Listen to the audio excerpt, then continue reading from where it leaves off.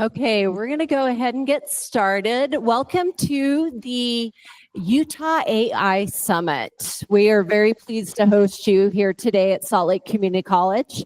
To kick us off, we have a great option for you here this morning, but it may take a little bit of instruction, so I'm going to show you a video, but this is from our friends at One Meta AI. We are offering both transcription and translation services real time today. So we're going to show you how you can participate in that.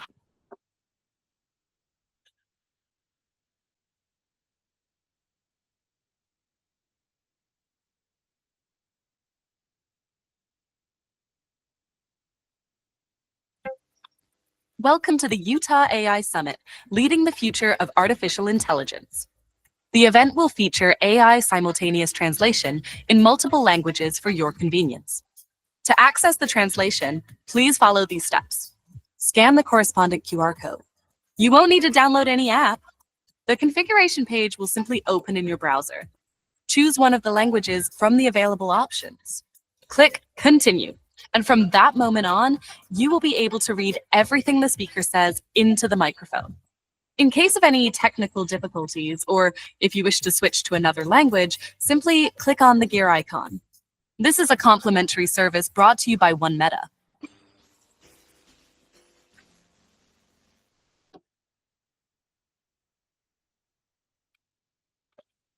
So again, this is the QR code if you'd like to try that out today. And now we want to welcome Dr. Greg Peterson, president from Salt Lake Community College.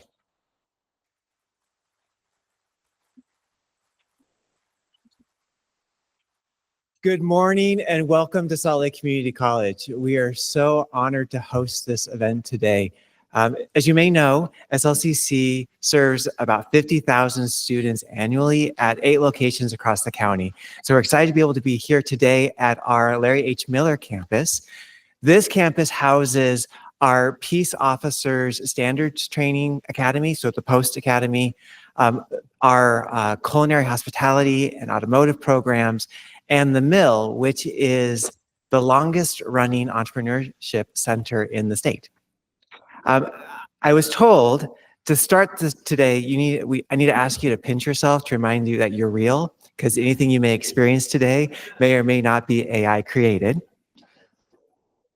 We at the college, we find our role of convening around important conversations critical. We take it very seriously. And this conversation about how AI, artificial intelligence, and machine learning are transforming the workforce now and in the future is critical. So we're so excited that you're here. We hope you feel welcome at home, inspired, and by the end of the day, better prepared to move forward in ensuring a strong economy for our state. Welcome.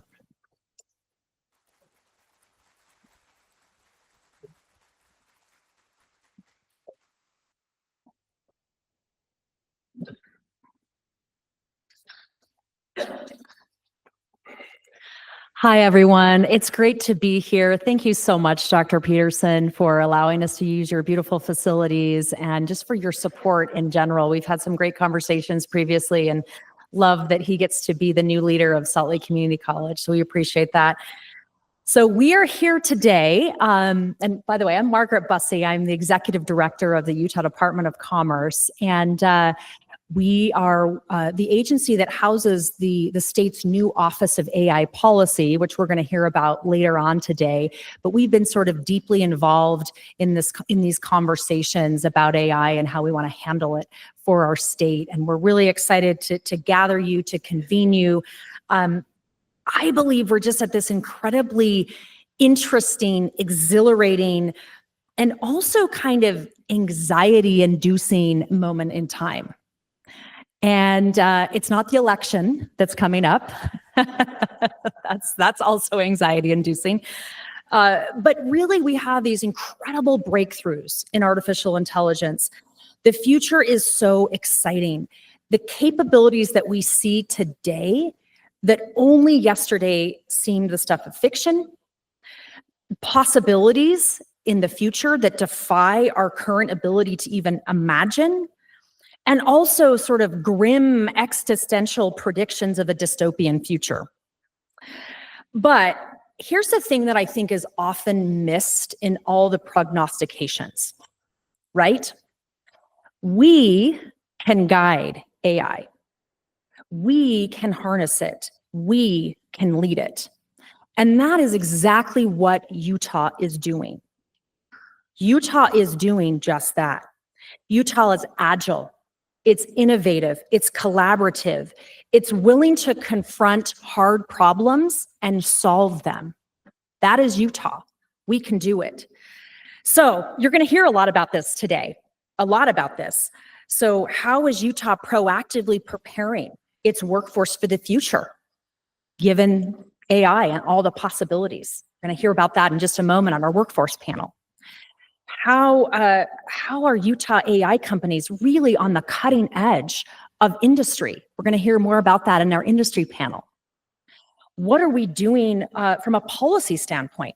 We're going to hear more about our innovative policy-making process to make sure that we have the right guardrails in place to allow for innovative companies to thrive and to keep people safe. And we're also going to get to hear from our governor, Spencer Cox, about how Utah is leading it out in all of these things. As we look across the states, as we look across the world, Utah is leading out. But here's the best part, what I'm looking forward to the most. We get to put you all to work, okay? And this is what we really wanted to bring you all together to do. We need to hear from you. So we're going to be doing these sort of mini hackathon sprints is what we're calling them. And we get to hear from you on how you think we should be navigating some of these sticky issues, like how to use AI best in healthcare, in education, how to deal with it on our workforce and get our workforce prepared. These are really hard issues that we in the government can't solve without your voices. We need your voices. So that's going to be a really fun and exciting part. We have all these interesting people here, tech experts, policy experts, experts in healthcare, experts in education, workforce. And so I just can't wait. It's going to be an absolutely great day. I want to just make sure that we acknowledge our event co-hosts, the Utah System of Higher Education, our Utah Innovation Fund, our partners and sponsors, American First Credit Union, One Meta, you heard from a minute ago. By the way, you could do did you see you could do English like the South African version? I thought that was amazing. I should have quickly grabbed it. I'm kind of curious about that. So One Meta, Utah Policy Innovation Lab, Silicon Slopes, Women Tech Council, and most especially again to our hosts here in the building, Salt Lake Community College. Give them all a round of applause, please.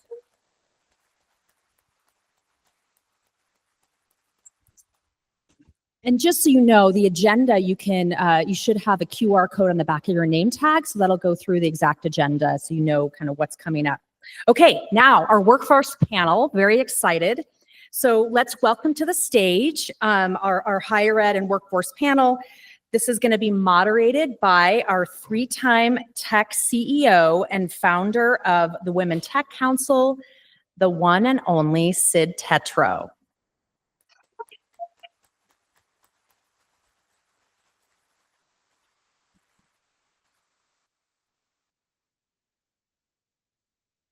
Okay, I get the pleasure of introducing all of our amazing panels, but I also want to give a shout out to Margaret. She was one of our Women Tech Award honorees this year for all of the policy work that she is doing around AI and truly transforming what we're doing and leading the way. And I just think that's a really, really important thing that we're doing. So thank you for bringing us all together and for this conversation. Are you guys playing musical chairs?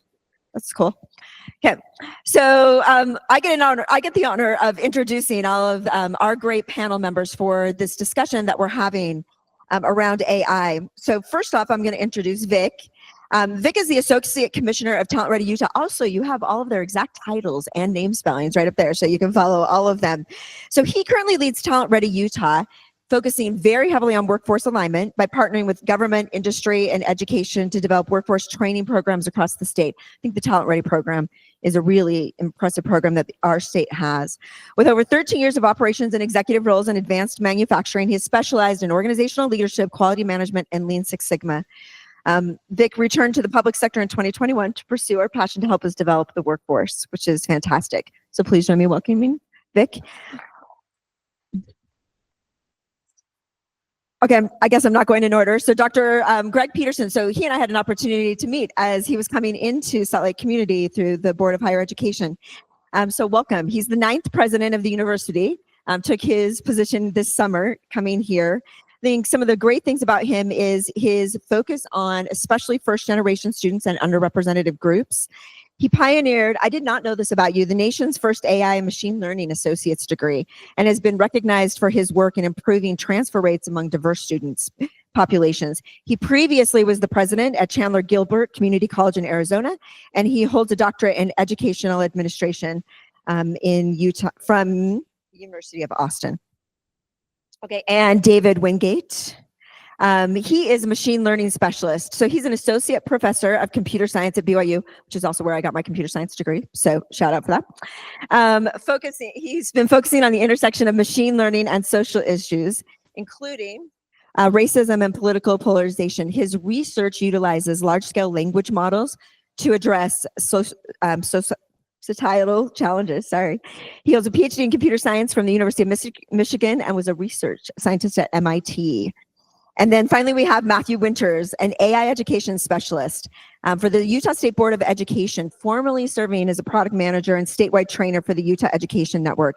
He's been recognized by ISTE, which I bet is said some other way, and Tech and Learning, and for his contributions to technology and education. And he served as the president of the Utah CET group. You're also known for you were also a former English language arts teacher and an experienced podcaster on educational topics. So please join me in welcoming these impressive panel that we have today.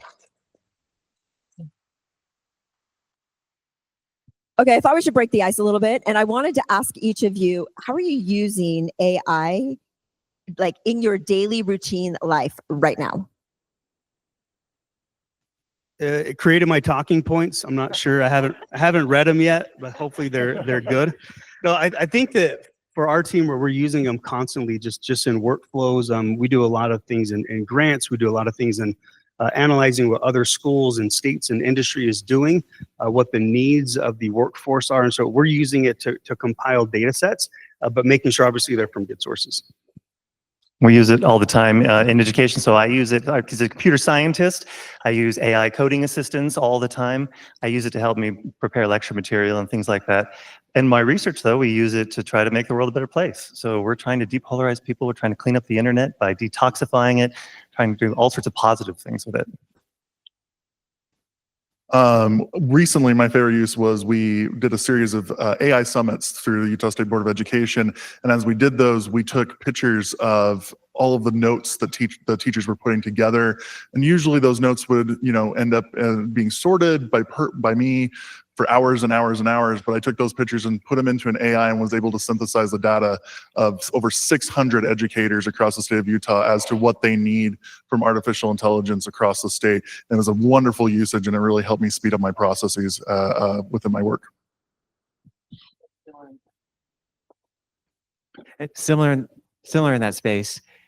Really, how do we are synthesizing data at the college, where before it was hard to really make sense of all of the input we were getting from faculty, staff, and students. And so being able to do that in really quick ways. Personally, I like using AI to find workouts that make me feel good about myself. Perfect, love it. I think the takeaway from that is AI is now just part of our life, and our challenge is how to use it for good, how to make sure that it changes the direction and trajectories that we want in really important ways. I heard a stat yesterday as I was kind of doing some research on AI for actually a business plan that we are creating.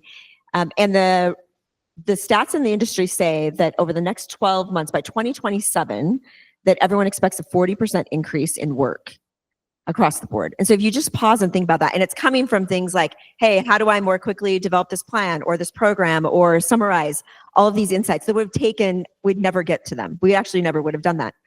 And so this opportunity that we have to embrace it and figure out how to use it and do things that allow us to then more quickly solve our most important problems and do so in a good way is what we're really talking about and how this gets infused into the workforce.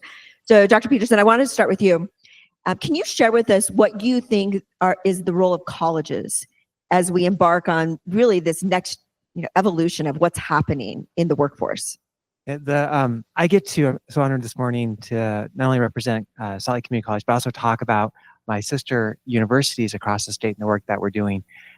We are, higher education is the pipeline for the majority of employees into the workforce. And as we think about what this experience is going to be, we were talking to an employer just 2 weeks ago who said to us, people should not be worried about losing their job to AI. People should be worried about losing their job to people who understand AI. Okay? And so as we talk about this, the AI is transforming, not replacing our workforce.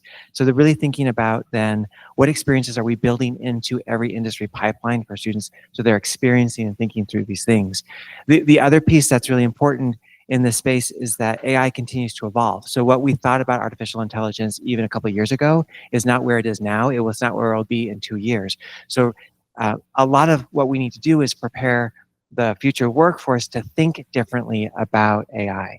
So giving them some basic skills, concepts, helping them be prepared for whatever tools emerge, whatever opportunities in the space, and then ensuring that we're providing these loops because we're going to continue to learn. So continuing education is going to be core to even more so. If we think about yourself, how often are you going back to learn and relearn in your roles?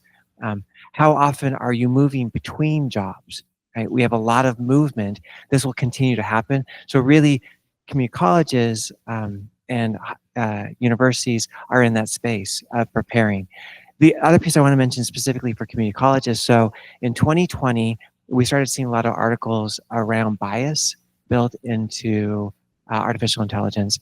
And part of that was because the programmers, the leaders in this space were pretty homogenous in their backgrounds and experiences.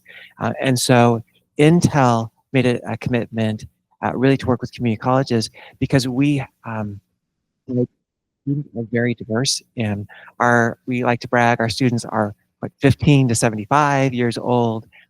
They come from all different walks of life, all different experiences. And that allows us to create AI tools that are actually more adaptive and better able to solve real problems.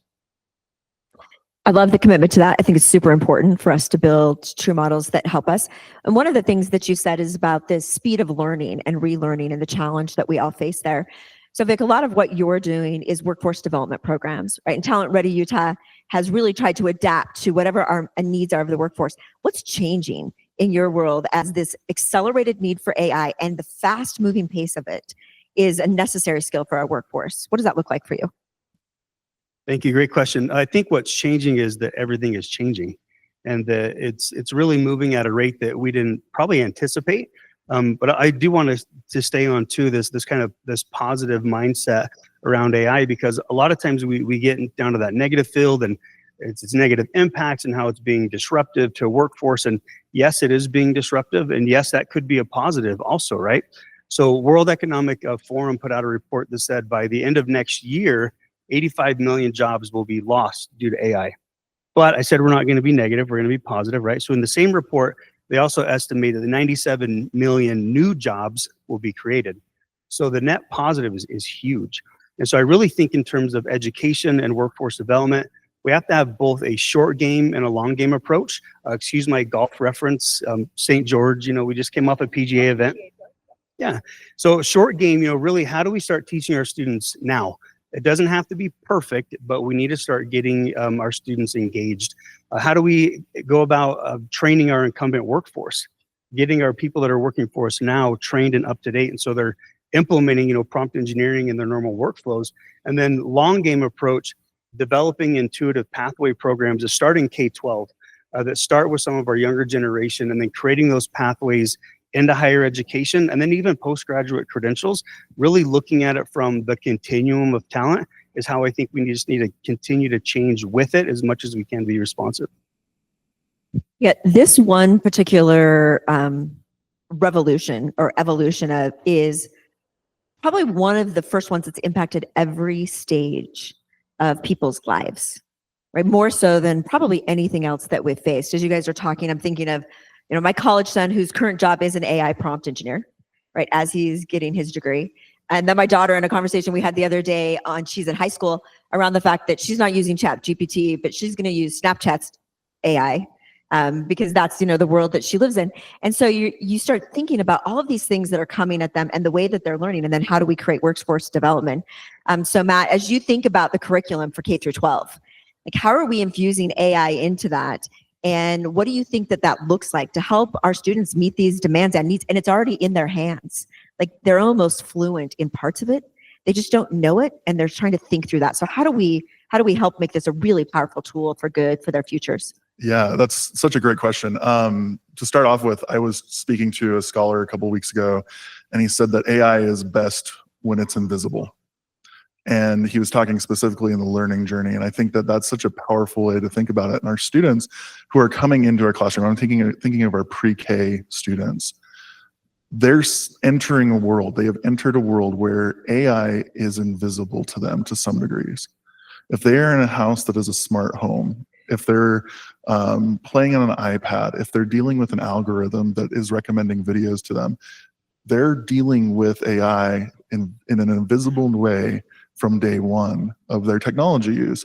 And we have to account for that. And so that's not just a question that is directed solely at the student and across their K-12 lifespan, but it's also a question to how do we interact with the parents and bring them up to speed about AI. And I bring this up with educators all the time, folks, because I think it's so important for us to remember Gen AI is only 23 months old. And that's so important for us to remember, especially when we think about innovation and moving and trying to get curriculum into classrooms on my end, because sometimes those can be slow moving parts, but we're dealing with a technology that's moving so quickly. And so we really have to keep that in mind as we go through. But going back to our students, we have to inform our parents and work with them and help them to understand better the world that they live in with artificial intelligence. But then on top of that, we have to prepare our teachers as well. And the teachers have to have a working understanding of how AI interacts with them, both professionally and in the classroom, and then work with them to build that content out. Because every teacher, from a computer science teacher all the way over to an ELA teacher like I was, have different needs for what the AI technology will do in their classroom. And so training up those teachers, reskilling those teachers is incredibly important. So we're working on pathways through CTE to get the bridge courses to higher ed and to our community colleges, but then also working on things like AI literacy from K to Gray to help support those students and in their journey with artificial intelligence. How that looks is, again, changing. And so every month I think a little bit differently about how we work it through, but thankfully we have some great work happening at the Utah State Board of Education that was pre-existing to this conversation about artificial intelligence. And so we were already thinking about how do we work with our students from kindergarten to college in a portrait or graduate? How do we personalize learning? How do we provide the tech infrastructure and the technology training so that those students can work it through? And I'm inheriting a system with artificial intelligence to the State Board of Education that is already very robust. And I'm very excited. We're a real leader in the national conversation in K-12 education, and that's going to help support everything that we do with our students. Yeah, I'm just going to kind of echo that too, because as we at the Board of Higher Education, we're working on some of our Admit Utah work for college students. A partnership with the Department of Education was specifically around AI that has been deployed to help students, which was very progressive, right? In thinking about, because we live in a world today where our students have a different language. Technology is invisible to them. They expect it. They're digitally native. This is the world they live in. The world that almost all of us started in and that exists now is not the world our children live in, which is creating this speed issue and a very different way to adopt. You reminded me of a paper that Microsoft published almost probably a decade ago around the power of technology is when it's invisible. And they had an entire initiative around invisible technology. And at the end of the day, that's when technology is its best. But it also creates other types of risks that we have to be aware of, especially in the AI world today. And then we have this challenge of speed. Because also, sometimes education isn't as fast as industry. And so how are we going to close those gaps, I think, is one of our collective challenges. Okay, so Dr. Wingate, BYU, you're doing a lot of work there, obviously, on models, but we'd also love to hear from you as you think about the university's responsibility of How do we help workforce development, right? This is such a practical application challenge versus just model. So what are we doing to help provide at the university level integration into industry, real world examples, and help them with the speed of what's necessary so that they have the skills they need as they come out of school? Yeah, so I'm so glad you asked that. So our incentives are all aligned. The university wants to produce great students that go out and get great jobs, and industry wants to hire great students that are capable and talented. And it's just a matter of getting everybody on the same page. And I think it's critical to have deep interactions and deep conversations. And industry can get involved in academia in a lot of ways. So for example, internships. There's been this tech slowdown in hiring. We're hearing more and more of our students say, I got my job because I had an internship. Students hate busy work. Ugh, it's awful, but they love working on real problems in real contexts. So internships are a great way to get students into industry. You can also do capstones. So we have capstone programs at BYU, for example, a machine learning capstone. If you have a machine learning problem and you want a team of 5 or 6 bright students to come work on it, bring it in and we'll work together on it. There's also things like sponsored research. So if you have a really hard problem, come fund some students and we'll work together on your super hard research problem. And actually we can get really creative about this. So funny story. So there's a guy named Kurt Anderson. He was general counsel of the Match Group. So the Match Group is the group that owns Match.com, OkCupid, Plenty of Fish, all these dating sites, right? So he's their chief counsel. Joins BYU Law. And the next year, there's this alumni mentoring program. He had gotten permission from Match.com to use their dating algorithm. And so students filled out a dating questionnaire and alumni filled out a dating questionnaire and we matched them together. And then the alumni could mentor the students. And I thought it was fantastic. But I think the point is sky's the limit. There's so many possibilities. And I think we're only limited by our creativity.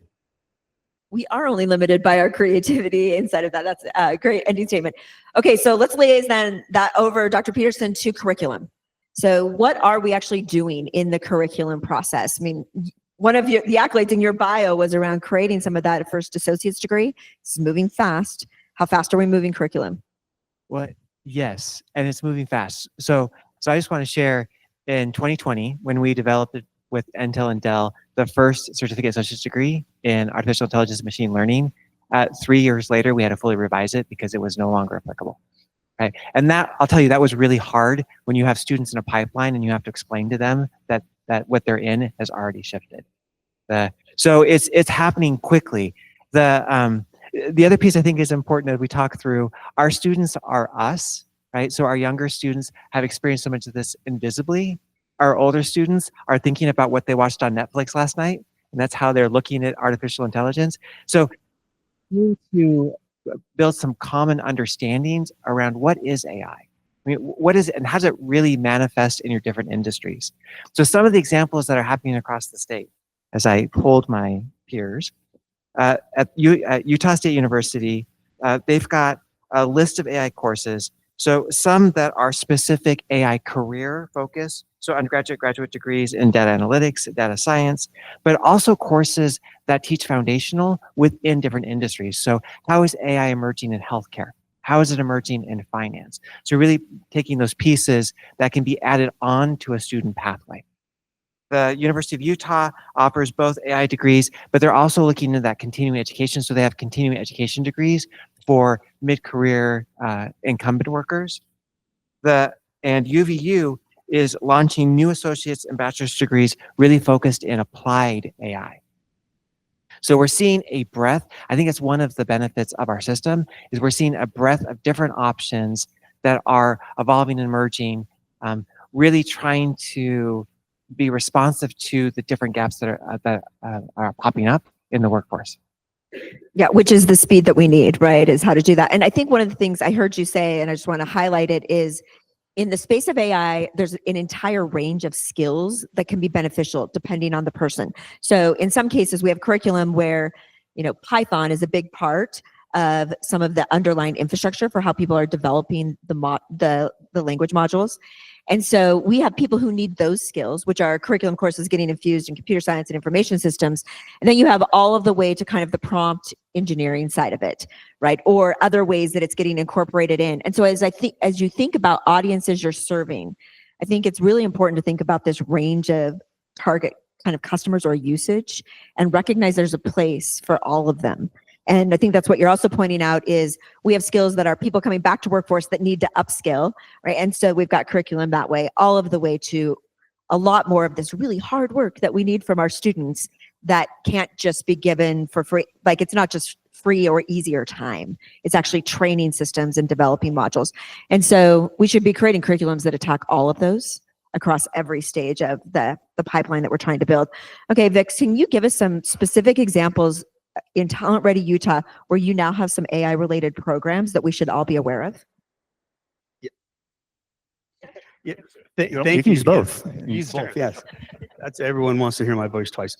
Yeah, I think that it's really important. I love what President said about all industries, right? There hasn't been one person from the private sector that I've talked to that hasn't thought about this, implementing this. It's affecting every single industry. So one of the things that I think has been really great with Talent Ready Utah is that we have an extremely supportive legislature.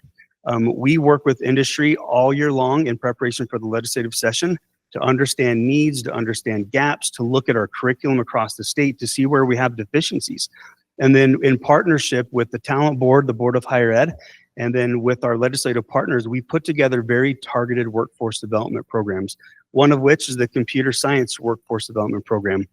So far, we've invested about $10 million in programs. A lot of the ones that President was mentioning around AI and data analytics and machine learning. This gives our institutions funding fast so that they can act fast. And so we go and we host competitive grant processes. The institutions have to apply for grants through Talent Ready Utah, but they have to do it with industry and not with letters of support, letters of commitment.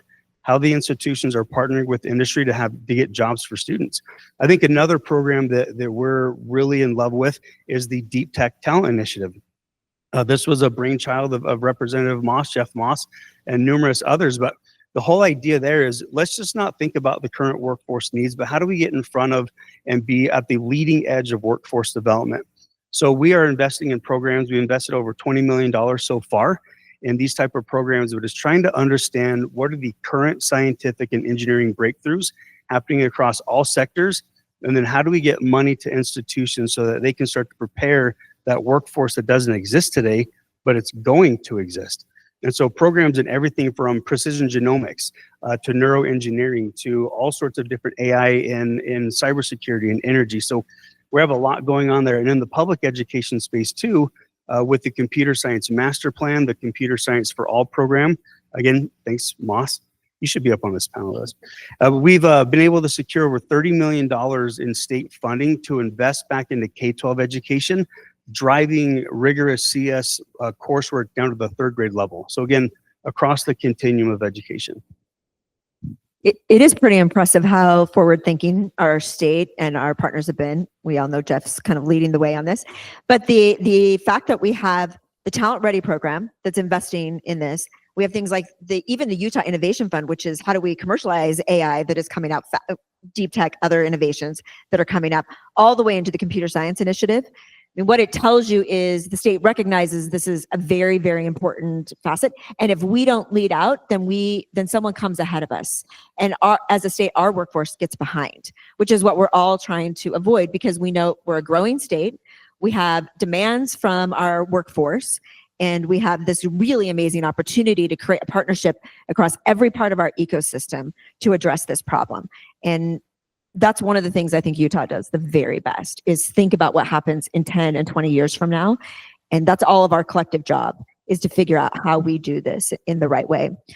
So Matt, you've spent a ton of time thinking about gaps that we have, especially in K through 12. Can you highlight for us some of the gaps that you've seen and so that we can all be thinking about how we help solve them? Yeah, absolutely. And I love that you just kind of set that up with kind of thinking about where the gaps will be in the future as well. And I just want to highlight, one of my favorite things about working in K-12 education in the state of Utah is that there was so much forward thinking over the last 30 years to prepare us for today. One of my favorite frameworks is thinking about the futures framework from Stanford Design School. And their big mantra that I heard over the course of COVID was we couldn't plan that, or we couldn't predicted COVID. but we could have predicted that something like COVID would happen. And we have to think that through. And so taking back 30 years ago, there was the governor mandate for Utah Education and Telehealth Network to provide internet for everyone in the state of Utah in schools. You go back 10 years, you have the Utah Digital Teaching and Learning Grant that provided funding for K-12 schools to buy computers, and then on top of that, brought by personnel to help support and coach teachers through the process of implementing those. And so as we think about the next 5 to 10 years, there's gaps when we're thinking about not just training our students in the AI literacy components. So not every job is going to be a data scientist, but they're going to have some interaction with artificial intelligence, and they need to understand what that is. And so building out curriculum that is flexible and noteworthy, and helping the students to really think through alongside their teacher, what are the appropriate ways to use artificial intelligence in the different career paths that they might take, that is powerful. If we're thinking about the next generation of AI engineers, data scientists, we also need to think about the gaps in compute power. How do we support our higher ed organizations and our K-12 educational organizations to build out those kind of hardware systems to actually do the experiments, so we don't have to maybe rely on a company. We can do those in-house. How do we work through continuing to fund these initiatives that we know will shift and change? And I think that's one of the bigger components here is when I came into this position just under 6 months ago, one of the first things I did was, I don't think I can predict what my job will be in 6 months. And so I plotted out that 6-month period, and I'm going to do that again here in a couple of months. And I think that's so important for us to remember as we build these systems around artificial intelligence in education and workforce, is that it's not just about what's happening right now, but providing the flexibility into the system so that if something shifts and changes, we're flexible enough to meet those needs going forward. Both great insights. You're making me think about the fact that all of the NVIDIA chipsets for like the next 5 years have been sold, right? And what computation power looks like in the cloud, like that's a very real thing. And then your comment on different types of workforce, because I think a lot of times we do think about AI and the power of AI is held in people who go through data science programs. In my work in Coca-Cola, we have production lines that make Coke cans of Coca-Cola. We have machines that do thousands of these a second.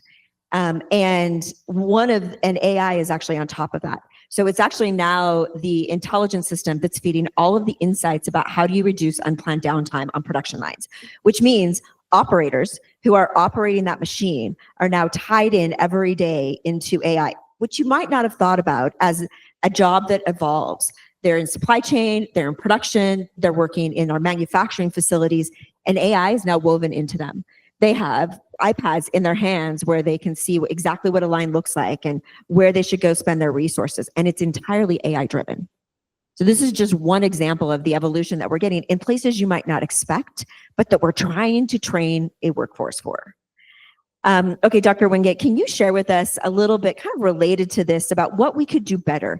How should education and industry, like what are the gaps you're seeing? How do we work better together? What should we all be aware of that we could possibly start breaking down barriers of to help solve these challenges?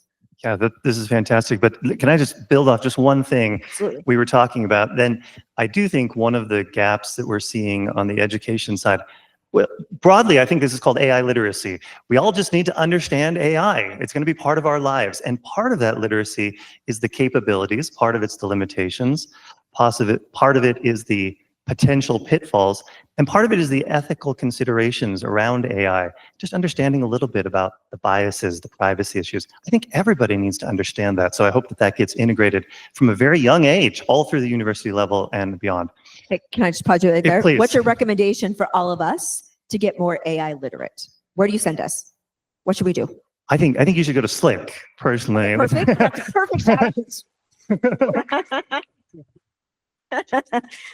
This is paid advertisement section. It's happening right now. So I do think computer science and AI, it's such a dominant conversation right now. If you wanted to go learn about chemical engineering, you could go to it would be hard to do. But if you want to go learn about ethics and AI, just try Google. And I think you will find all I sorts think we should of just try ChatGPT. ChatGPT. Yeah, That's where we're going. ChatGPT might have, I don't know, might be biased. It might have an external incentive to go out. Anyway. So I do think, by all means, again, let's have the conversation. Let's have the summits. Let's talk to the academics, but let's also talk to the industry practitioners. But let's make sure that our teachers are getting trained, and let's make sure that our workers are getting upskilled. I mean, I think we all have a part to play in making sure that we all understand what's going on. I think it's back to what Margaret said. Like, there is no predetermined future for AI. We have to choose it, but we have to be really intentional about it. Okay, so back to your other question, how can we all work together better? The universities, again, we have so much to offer, and there's so many doors we can open. So you want to come sponsor a club? Come sponsor a club. You want to run a hackathon together? Let's run a hackathon together. You want to do mentored research, or all of these things are possibilities. We want to partner more with industry. I do think that if we work together, if we get hard problems and we focus on those problems and we work on those problems together, then we start having the conversations that we need to have about what your needs are and what we can offer. I love some ideas that we've heard about shared infrastructure. We could probably talk more about that. Everybody wants compute, but not everybody needs it all the time. So maybe the academics and the industry partners can work together on projects. Maybe the state can grease the skids of that sort of thing. I mean, we can talk more about that later too.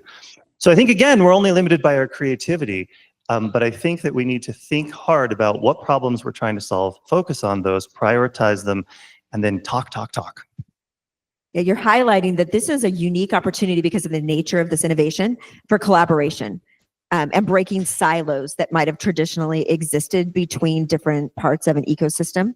Because if we don't, we actually can't solve the problem, right? And to your point on even just things like, one of the things people I do believe underestimate in AI is the computational power needs of what's happening in the cloud.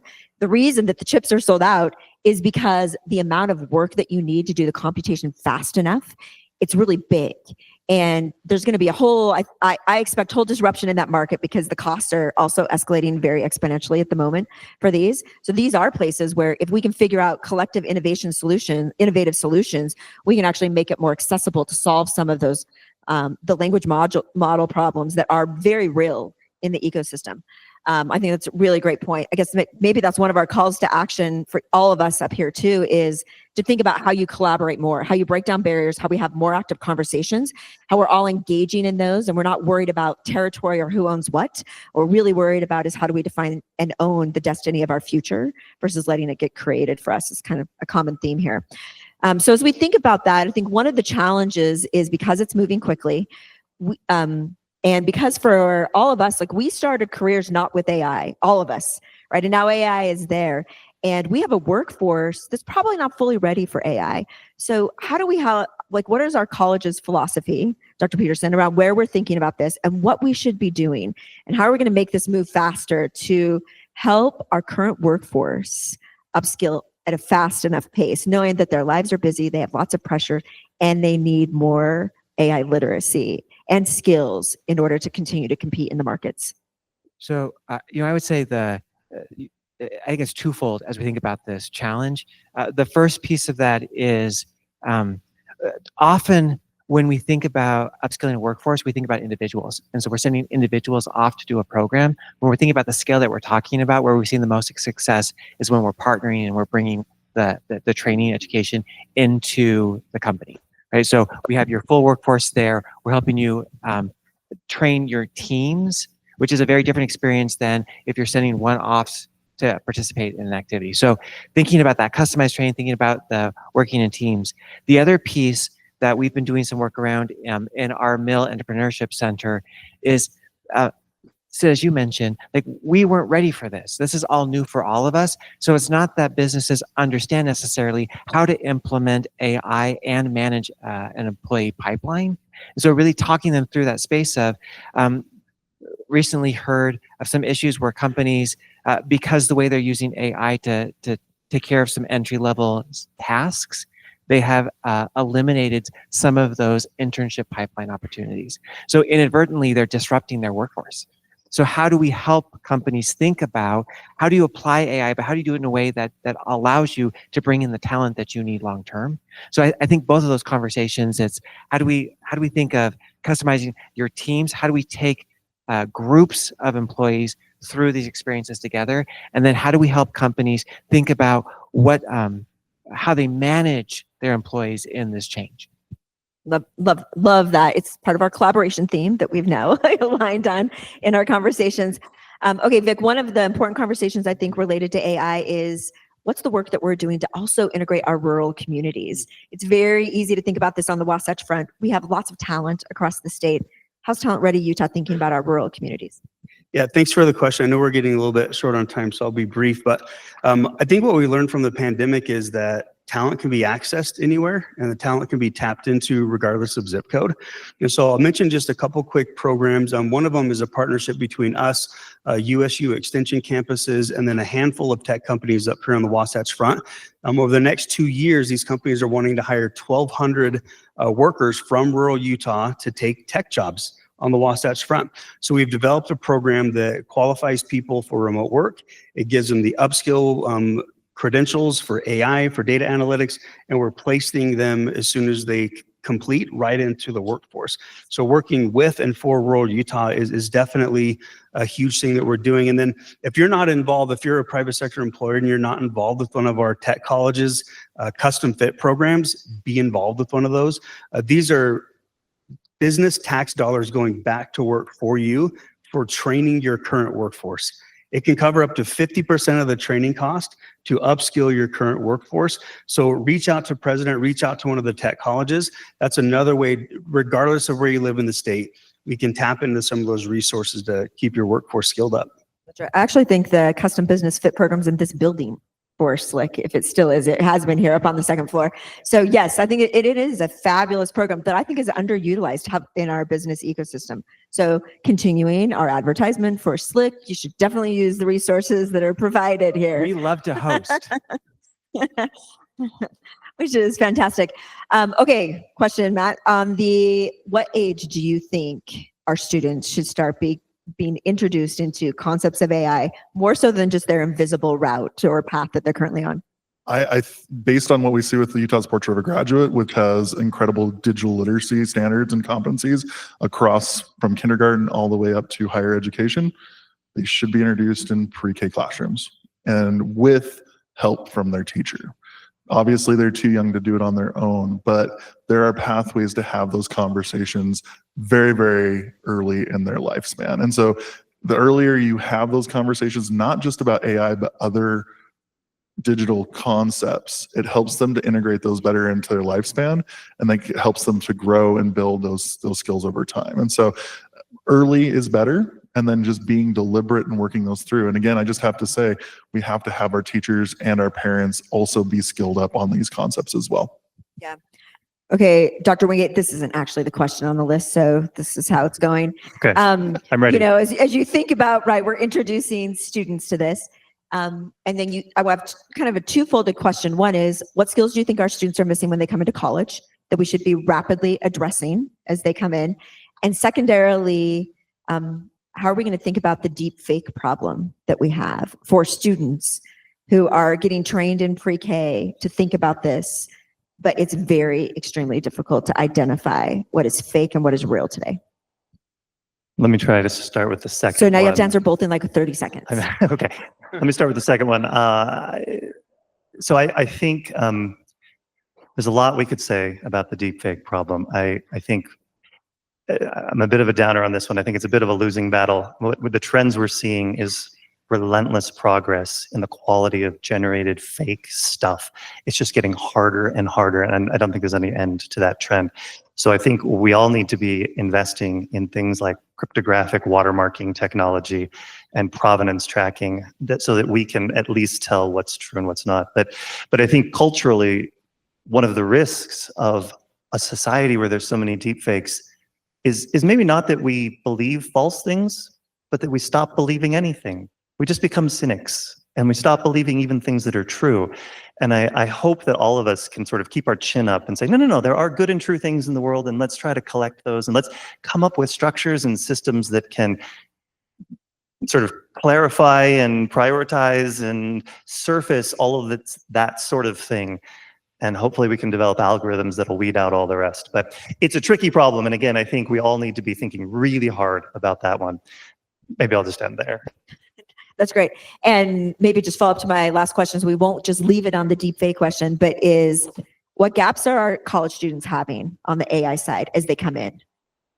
Yeah, what gaps are they having? So what we're actually seeing is more and more literacy in terms of AI, but what I think people are missing is a little bit more nuance in terms of their understanding of what AI is and the things and its potential and the ways that it impacts us in our daily life. So we heard earlier about AI is transparent, and it's true. It's all around us, and I think that people need to be a little bit more technically literate about AI and some of the specific issues that it brings up. So for example, we teach people typing and word processing, and we think that that's a really important skill for everyone.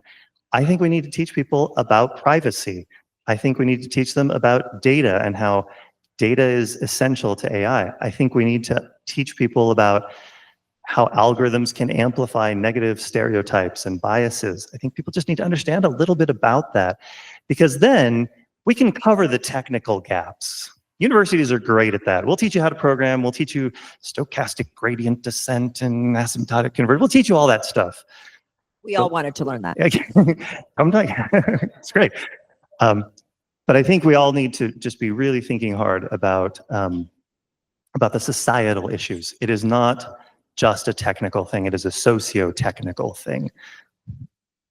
That was a really great answer. And maybe just to kind of summarize the panel, because I think you have all provided really incredible insights about where we're at. And the things that I would take away from this are, we all have an accountability in where this goes for the future.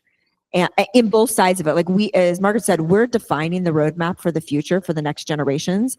And the way that we attack this and embrace that and bring education and policy together is really going to dictate what happens 5, 10, 20 years from now and what our ecosystem looks like. So as we're here today and you're exploring all the things about AI, I think we would all echo collaboration.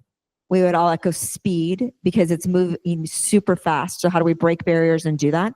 And then how do we systematically think about, like, we might not have been able to predict COVID, but we could predict something like that will happen. We can predict the series of next things that will happen. And how are we preparing an entire workforce and ecosystem to be able to address those? I think it's actually a pretty important responsibility and weight that we have as a group of people who are trying to form a collective community and good outcomes. That if we don't take it seriously, if we don't have the partnership with the legislature to fund the right things, if education doesn't step in, and if workforce, we're going to end up with gaps that will create challenges in the future. And so I think you've all provided really great insights into that, and love the opportunity to have this discussion and to be here and to help all of us kind of be inspired and think a little bit differently. So thank you for all of your time today, and thank you, everyone.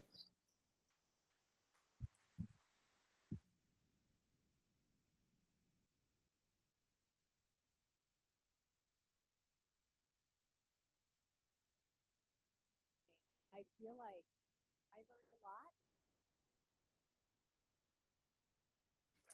I feel like I learned a lot, and I've been in this space for a while and thinking about these issues. And I love the perspectives that we had from, multiple different places within our education and workforce system. One of the things I thought was particularly interesting is this tension of wanting the technology to be invisible to the user, but at the same time, wanting to make sure that people understand how it works and the privacy implications and the possibilities for bias. So I thought that was really appreciate that. And Sid, thank you so much for a great job moderating. So now I want to bring to the stage Representative Jefferson Moss. I know so many of you know him. He is not only the majority leader in the Utah House of Representatives, but he is also an incredible champion for innovation in our state. And he's been a key leader and partner in really developing AI policy. And so want to bring him up. He's going to introduce my boss, Governor Cox.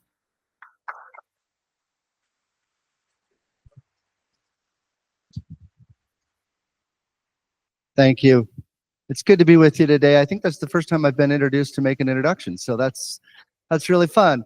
No, I am very humbled and honored to be able to make an introduction to our good governor. I think we are very lucky in the state of Utah that we have such a bold, visionary governor.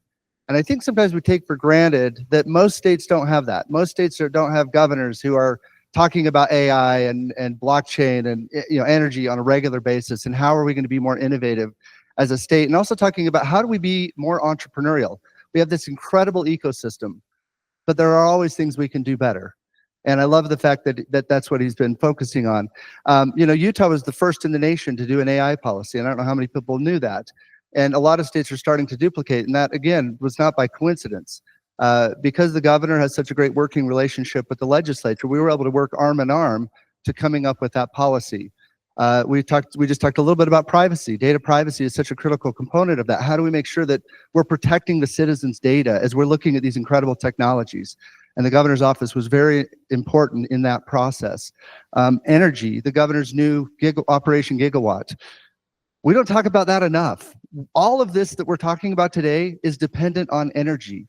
And Utah is really leading out on energy, and the governor's been at the forefront of that. So I would just say we're very, very fortunate to have that. I just want to add one more little comment about the governor. I get the opportunity to travel with him around the country, actually all over the world. We go to different events, and it's fun to hear him be so proud about the state of Utah. And of course, there's things we're doing well in government, but every time he always says, but we have these incredible people. It's the people of Utah that make this such a great state. It's the entrepreneurial culture that we have here is the reason that Utah is such an incredible place to be. So with that, if you could join me in welcoming our good governor, Spencer Cox.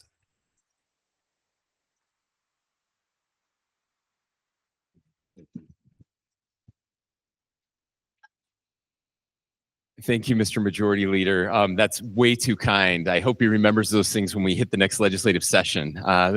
Thank you. Jefferson is a good friend, and we're so lucky to have him here in our state working with the Innovation Center and the great work that he's doing there that I think is really transformational. Ladies and gentlemen, I'm excited to be able to spend some time with you today. I appreciate your interest in this topic. Many of you work in this field, and it's of course the thing that everybody is talking about. And I just got back from the Money 2020 conference down in Las Vegas. Some of you may be familiar with the largest fintech conference in the world. We had fintech executives from all over the world that were there, and it was a really interesting opportunity. I got to be on the main stage there to talk about fintech in Utah, and it's fascinating because Utah has become renowned as one of the fintech centers of the world. We're getting mentioned in the same breath as places like London and New York and Miami, and it's very unexpected for people. And I always get the question, why is Utah leading in fintech? That doesn't make sense to people unless you've lived here and understand our history with financial services and technology. Just last week, we were named the #1 state for manufacturing in the United States. The largest increase in manufacturing over the last 5 years happened right here in Utah. Again, unless you've lived here and understand what we're doing and how that impacts things, you wouldn't think that Utah would be the leader there, and that is true in so many other areas, including, as you've heard from Margaret and Representative Moss and others, including leading in AI and AI policy development. And I wanted to talk just a little bit about that today. As I was down at this conference, of course, AI was a big conversation when it comes to fintech and what's happening there. And it doesn't matter what industry you're in, AI is playing a role or will play a role. And look, this is not my background. I come from the telecom world, so I guess it's kind of my background a little bit, at least on the data center side. But it's certainly something I've been fascinated about. I've read, I've studied as much as I possibly can, trying to understand. And what I've figured out is that basically, I truly believe that AI is going to solve all of our problems, and at the same time destroy the world. So we're in this really fascinating kind of no man's land right now. Which of those two things is going to happen? I have some deep concerns. I think all of you do. And if anybody who is in the AI field does not have concerns, you should be very worried about that person. And yet we should also be hopeful and optimistic. Some of you have heard me share this before, but one of my favorite authors, constitutional scholar Yuval Levin, talks about he hates the word optimism. And especially in kind of the context of what's happening in the political world. There's nothing going on this week at all. But trying to figure out, are you garbage? Am I garbage? I don't know what's happening. But he said, I hate the word optimism. He says basically that optimism is a vice and not much different than pessimism. He says that that optimism is this idea that good things are just going to happen. And he says good things in the history of the world have never just happened. They don't. And he says he prefers the word hopeful instead of optimism. He says hopeful is the virtue that sits between the vices of optimism and pessimism. Hopeful means that we make good things happen. And so that's why I'm so grateful that you all are here. You see, we get to make decisions about AI and what it means. And as your elected representatives, our job is to make decisions that help protect the public from all the bad things that could happen from AI. But at the same time, we don't want to stifle all the amazing things that could happen with AI. And the problem is, government is not really good at doing that. Now we do it, and usually through trial and error. And certainly we have a history of eventually getting regulations right in different industries. But industry is changing so rapidly, and again, no more so than artificial intelligence. I mean, if we just go back 2 years, even it's insane to see what has happened with large language models just in the very, very recent history. Things that we would have thought impossible are now routine. I mean, I've had political ads go out that are my face and my voice, but aren't me. It's amazing what's happening out there, and not at all problematic. But that's happening so rapidly, and yet in Utah we have a legislature that meets for 45 days, and they don't meet until January of the next year, right? And they're done in March, and I'm great. That's plenty of time. I'm great with that. No offense. I think we agree that that's plenty of time. But if you're in an industry that is changing day to day, it's kind of impossible to have the type of government that we need to protect people and encourage innovation. And so the question comes, and when I became governor, we sat down with our team and said, can we innovate in government? Is that a thing? And we always want to be cautious. Look, if you want, we had a government that was incredibly nimble and responsive, right? It's called a king. They can make decisions every day. And we decided we didn't like that. And so we very intentionally decided that we were going to build a government that was not going to be like the private sector. We're going to build a government. When I was running my telecom company, I'd wake up in the morning with a good idea, and I could implement that good idea by that night. And everybody just did it, and it was awesome. And I became governor, and I have these great ideas. And if I'm lucky, in March of next year, some bastardized version of that good idea will actually get implemented, right? I had a board of directors of 11 people when I ran a telecom. I have a board of directors of 104 people now in the legislature who all have their ideas and are, again, elected by the people to implement their ideas too, right? And so we decided we wanted a government that was very slow, a government that was very deliberate, a government that would not act too quickly. We decided intentionally that we wanted a government that was very divided, that no one would have too much power, that you would actually have to convince a coalition of people, probably many of whom don't agree with you, to get anything done. It seems like a terrible way to run anything. And yet, it's the best way, I promise you, to run a government. And I'm so grateful we have that. And so we have to be careful when we think about innovating in government.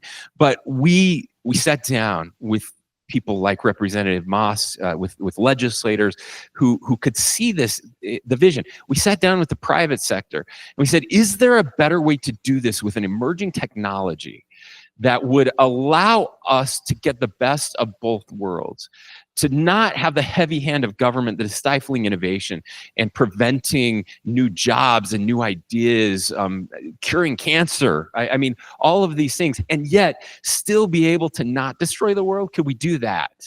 And we came up with this policy lab idea, where we would basically embed the private sector with government to work hand in hand. We would hire somebody. We would hire somebody who is really good at this stuff, because we're not. We recognize our own flaws. I should not be making decisions about large language models. I took the LSAT to go to law school because there was no math on the LSAT. Right? I'm not the guy you want talking about engineering marvels. And then could we again bring the regulators and the innovators together with their ideas to figure out together how to do this, to sign agreements with each other that would allow you to go and innovate without the fear of government coming down and destroying all of your investment. And again, at the same time, giving us some insight into what you're trying to do, just so we can make sure that it's safe and productive. And I truly think it's revolutionizing the regulatory sphere in our country. We've had an opportunity to share this, all of us, with other leaders in other states, and they're very, very interested. The companies that we're talking to are incredibly interested. They're looking for some certainty. There's nothing worse for those of you in the private sector. You understand this. There is something worse than no, and the only thing worse than no is, I don't know, maybe. That's the worst possible answer you can get. The best answer is yes, and here's why and how we're going to do it. And that's what we're trying to do. I've worked with my team, not just in AI, but in every industry, to change the way we look at government regulation when it comes to the private sector, to change a mindset from the trying to catch people doing something wrong, which is what so much of government regulatory schemes are like. It's like, how do we catch this person doing something wrong? That's a truly perverse way to run government, and leads to a lot of really bad decisions. Instead of, how can we help people do things right? And we're still going to catch the bad guys, and there are some in this space. There's no question about it. But the vast majority of companies, the vast majority of employees are just trying to do things the right way. They want to do things the right way. We might make mistakes. So how can we as a government take that mindset, that our job as regulators isn't to catch you doing something wrong, but to help you do it the right way?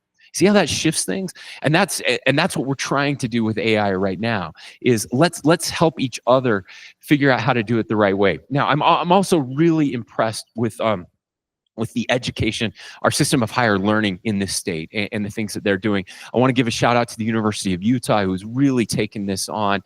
They're working very closely with, again, leaders in industry to understand how we can utilize AI in higher learning, but also have innovation happening in our campus spaces, and make sure that Utah is a leader in this space. Love what they're doing. We're trying to do it in government as well, right? I mean, AI has the opportunity to help us transform government in very powerful ways. We have Alan Fuller, I think, is here with us somewhere right here. Alan, thank you. Chief Technology Officer and the head of the Department of Technology Services for the state, who's been working with everybody's favorite regulatory department, the tax, our tax friends, and they at the department we're using large language models to help our people who are answering calls from those who are having struggles filling out their tax forms, right? So we're absolutely utilizing that in a way that is going to improve the lives of the people here in the state of Utah, and that's a fun thing for us to be able to do. You've all heard about what Representative Moss and his team are doing with the Innovation Center here in our state, and our ability again to help companies, startup companies, get the funding that they need to make these ideas come to fruition. The last thing that I just want to talk about there. We at this conference, I was asked about why Utah is the startup state, why we were named the best state to start a business, this entrepreneurial ideal that we harbor here, and where does that come from, and why is it that Utah is so much more entrepreneurial than other places? And it's a fun question to think about. I'm sure we probably all have different ideas, but there are a couple things that really stood out to me. Part of it is in our DNA, this idea of solving problems. And as someone who lives on the same farm that my great grandfather settled 170 years ago, a place that should not have been a farm, when you come to a place where not a lot of people want to be because it's fairly inhospitable, and you have to figure it out, you become very entrepreneurial. You learn to fix things and just make things up, solve problems very quickly. And I think that's part of where it comes from. But there's a second piece of this that I think is so important. It's not just this kind of rugged individualism that settled the West. If that were true, it would be happening everywhere. And it's not happening everywhere, at least at the rates it's happening here. It was rugged individualism combined with deep community. This idea that yes, we're going to have to solve problems, but we don't have to do it alone.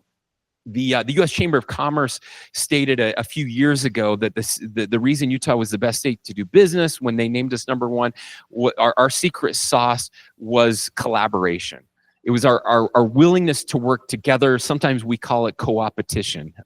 This idea that a whole bunch of people who may even be competitors in the same place are going to get together to figure out how to make life better for everyone. My favorite statistic to share with people isn't just that we lead the nation in service and volunteering and charitable giving, although I think those are very important. It's not that we're named the number one state in the nation overall by U.S. News and World Report 2 years in a row. My favorite statistic to share is a kind of obscure study that was done about zero-sum thinking.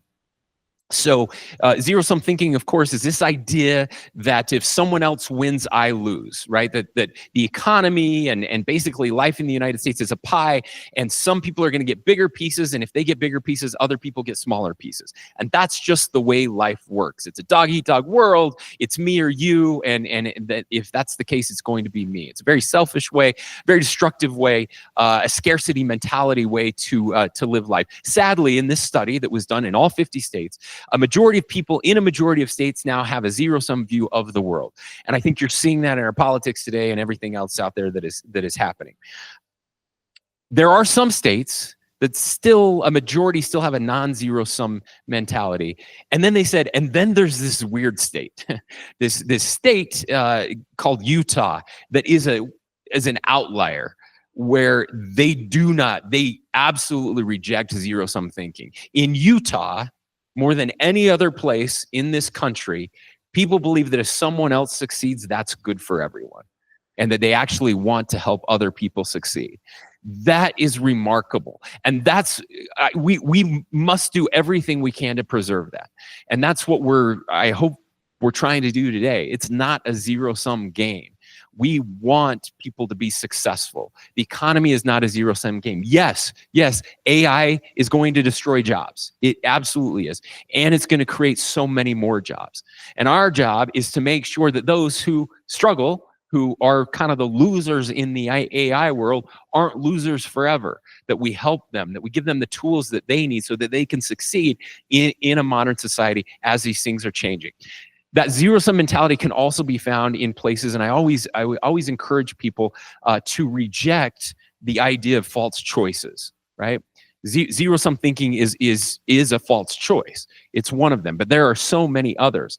One of the areas where we are being encouraged to reject or encouraged to adopt a false choice is when it comes to energy. I'm so glad that the Representative Moss brought this up.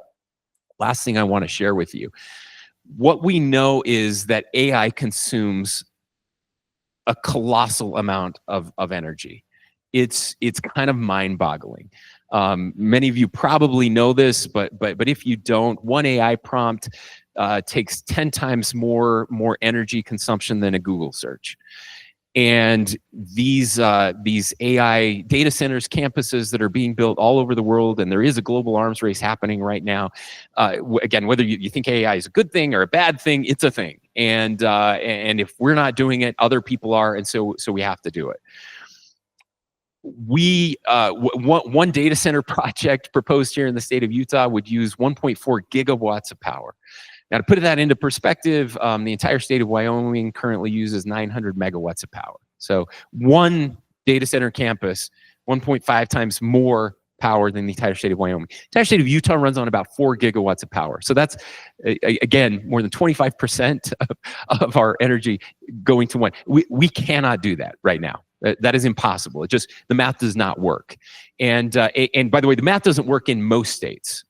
Just as a quick aside, I'm about out of time here, but as a quick aside, the governor of Mississippi was telling me proudly, we're getting one of these data centers. They need a gigawatt of power. We have that power because they have an old nuclear plant that is still active, and so they, very excited that they're going to be able to host this. I said, that's great, Tate. Tell me what you're doing with that gigawatt of power right now. Well, we're selling it on the open market. Okay, so now we're taking a gigawatt of power off of the open market. That's great for Mississippi. What does it mean for Utah and everywhere else in this country? It means that our energy prices are going to go up, right? They're going to skyrocket because we're not producing enough. And so whether or not we build those facilities here in Utah, they are going to be built, and it is going to impact ratepayers here in Utah. And so we have to think differently than we have before. We have to unleash energy production. We shouldn't have to choose between having enough power to do the things that we want and still having the type of environment that we care about. We have an abundance of energy here in this state and in this nation. We should be exporting our energy to our allies across the world so that they're not relying on China and Russia and our adversaries for critical minerals or for energy production. I just came back from Korea and Japan, where they are very worried about this and talking about it and asking how the United States can help them in this space. We can do this here. We have the ability we're building one of the largest solar projects in the country right now in Emery County with battery storage, because storage is important in this type of environment as well. And we have an incredible hydrogen project that's happening in central Utah, one of the largest in the world. Chevron is the main investor. Mitsubishi, I talked to them in Japan about what they're doing. We have a geothermal project that is crazy awesome right now, 400 megawatts of power and growing, that's happening out in the West Desert in Milford, that is going to change geothermal across the world. And of course, we have some of the largest natural gas reserves in the world and the cleanest burning coal in the world. Japan's going to be burning coal. They should be burning our coal, not dirtier coal from somewhere else, right? So this is the abundance mentality that we need as a country right now so that we can win the AI arms race, so that we can win the energy production race. We should get rid of this scarcity mentality that is destroying our country. We need a party, either party, I don't care. Somebody just come up with an abundance agenda for our country that is more than just tearing each other down and unleashing the awesome opportunities that exist in our country today. That's what we are about in Utah. Please be careful with your innovations. Please try to understand human nature and how devastating these things can be. I'm very worried about social media and how it's destroying our kids right now. Utah's leading the way there. AI is going to take that up to a level that is almost incomprehensible. The ability to manipulate human beings and human emotions, the ability to control our brains and just the way humans operate is pretty scary to me.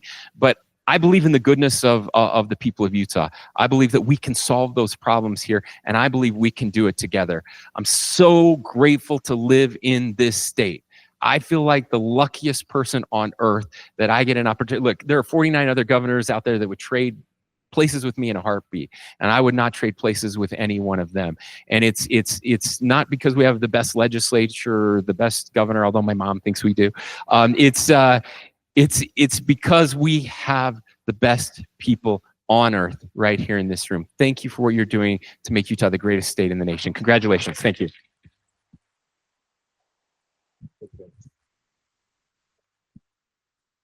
You guys can see what an amazing governor we have. Thank you again, Governor Cox, for your leadership. We just really, really appreciate it. Hey, we're on for a break now. Come back at 10:15.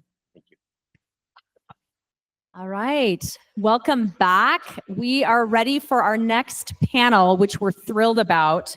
So I am just really happy to welcome our panelists here. It's going to be moderated. This industry panel is going to be moderated by tech investor, co-founder, and managing partner of Charles Thane Capital, Matt Marsh. We're going to hear all about really amazing, innovative companies here in Utah. Again, Utah is leading out. So I'm going to turn it over to Matt and the panelists. I have no idea. Yay, clapping.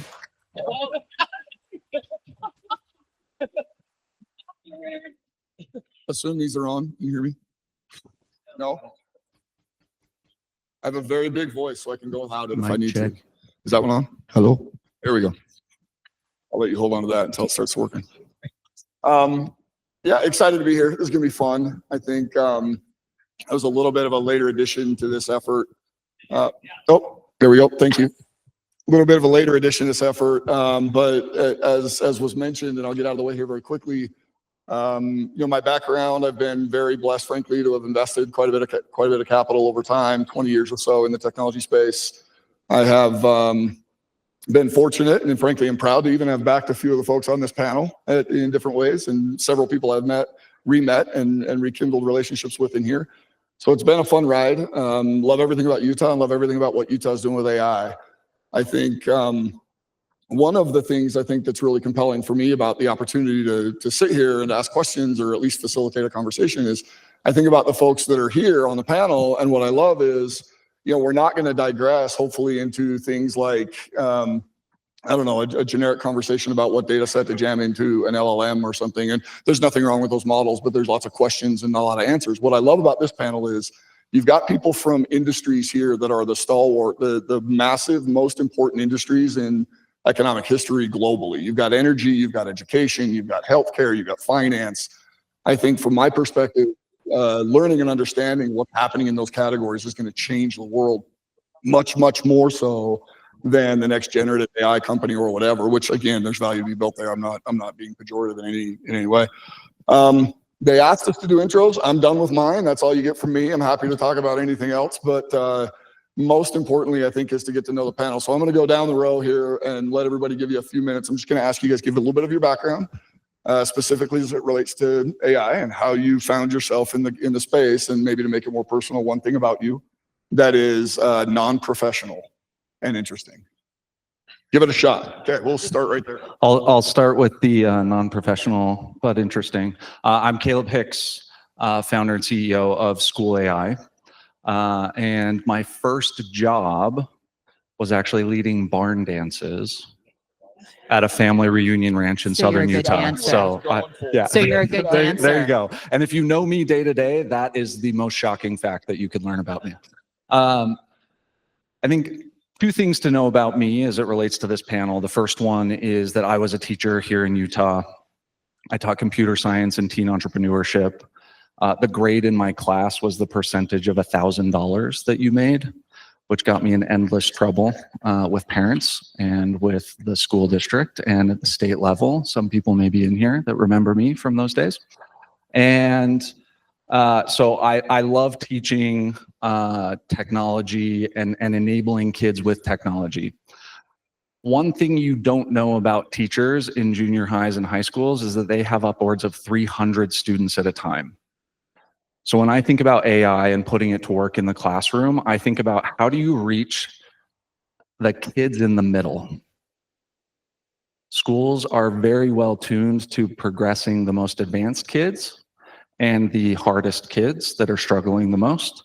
And the middle 80% kind of float through anonymously. So that's a big part about what we think about with how you put AI to work in the classroom. The second thing to know is that Utah is actually one of the most forward-looking states on putting AI in students' hands. We partnered with Jordan School District more than a year ago on putting AI in students' hands. And there are teachers in Jordan School District that have used it to support students that are speaking multiple languages every day. A school right up the road here that has students that speak 24 different languages in the school building, and they've given an AI assistant that is customized for every one of those students speaking languages like Dari, which is a language that I didn't even know existed. And that Jordan School District was recognized nationally this summer for their work putting AI in students' hands. So that's just like one example. We are now working with probably 75% of the schools or districts and coverage of students in the state right now, as well as around the country and around the world. So that's me. My intro is much less impactful than Caleb's. I come from 20 years in financial services, specifically at Wells Fargo on the commercial side, developing payment solutions, digital payment solutions. So I built our commercial banking platform, our banking as a service platform, a version of B2C Zelle, and all of the AI that we used was focused on payments, fraud, identification, and detection. Hi, everyone. I am Mike Sikora. I am CFO at Recursion. Prior to joining Recursion, I'm a scientist by background, PhD, where I was working on machine learning and computational physics. After doing some research in those areas, was an investor for over a decade, both in technology and in biotechnology, both in venture and in public markets. And in that context, that's where I got to meet Nate back when I invested in Pluralsight. So good to see you again, my friend. And it was also at that time, around say 2015, that it seemed like the increasing inclusion of technology into the life sciences would become an increasing thing. And there was a number of trends around CRISPR, how to think about data. And I think the life sciences, like maybe other sectors, had gone so long without increasing technology inclusion. And I ultimately, had followed and invested in that space. And it brought me to Recursion out here in Utah. And I moved from Manhattan out to Utah right at the start of the pandemic, 2020. Been with the company. Yeah, that was a heck of an onboarding experience, but definitely. But I remember my first week at Recursion, and we thought, if we're going to be in service to the great challenges of our time, then we should try to pivot our platform to go after COVID. And I know in the span of about a month, working with the Utah State University, we were able to screen live virus against about 2,000 different known compounds, and we were able to predict correctly 9 for 10 clinical trials that would read out correctly. So like remdesivir, we called that before it read out. We tried to get in front of Gilead to try to reformulate that. So already starting to see great advances of the inclusion of AI in how to think about disease, how to drug disease. And it's been a great 5 years helping lead that company, and happy to talk more about some of the AI we've been working in that area. Perhaps as a fun fact, when my wife and 3 kids, we moved out here at the start of 2020, December 2020, we put up our Christmas tree. And, COVID was a time where you kind of wanted some hope. And we actually have gotten to the tradition now of just keeping our Christmas tree up year round. We just actually decorate it for each new season. So a little fun fact about me. Hey, we didn't get a fun fact. I was gonna call her out. Yeah. Okay, You can't get away with that. This is not that interesting in Utah, but I am a big skier, and I try to ski my age every year. So this year I'm going to ski 56 days. I'm also a big film buff, also appropriate for Utah because of Sundance Film Festival, and I see about 20 plus movies every festival. Yeah, let's go. That's awesome. So thank you so much. My name is Nate Walkingshaw. I'm the founder and CEO of Taurus. We design, engineer, and manufacture energy storage and energy management. Only 6.4% of energy storage is manufactured in the United States, and we want to change that. So we kind of started in Springville, Utah, and then we have our factory in South Salt Lake. We've been around for 4 years. I know this is an AI panel, so it's like, well, what is an energy storage guy, doing on an AI panel? So really, we come at this from 2 points of view. The first one is N+1. Data centers are a huge important factor in order for you to run AI models, as this room probably formally knows. And so, we designed and manufactured a flywheel energy storage device. So a mechanical battery lasts 25 years. Most people that live in data centers know that uninterrupted power supplies are a thing, and those were mostly flywheel energy storage devices. Our grid today, you guys, is unstable. And there are a tremendous amount of demands on our grid.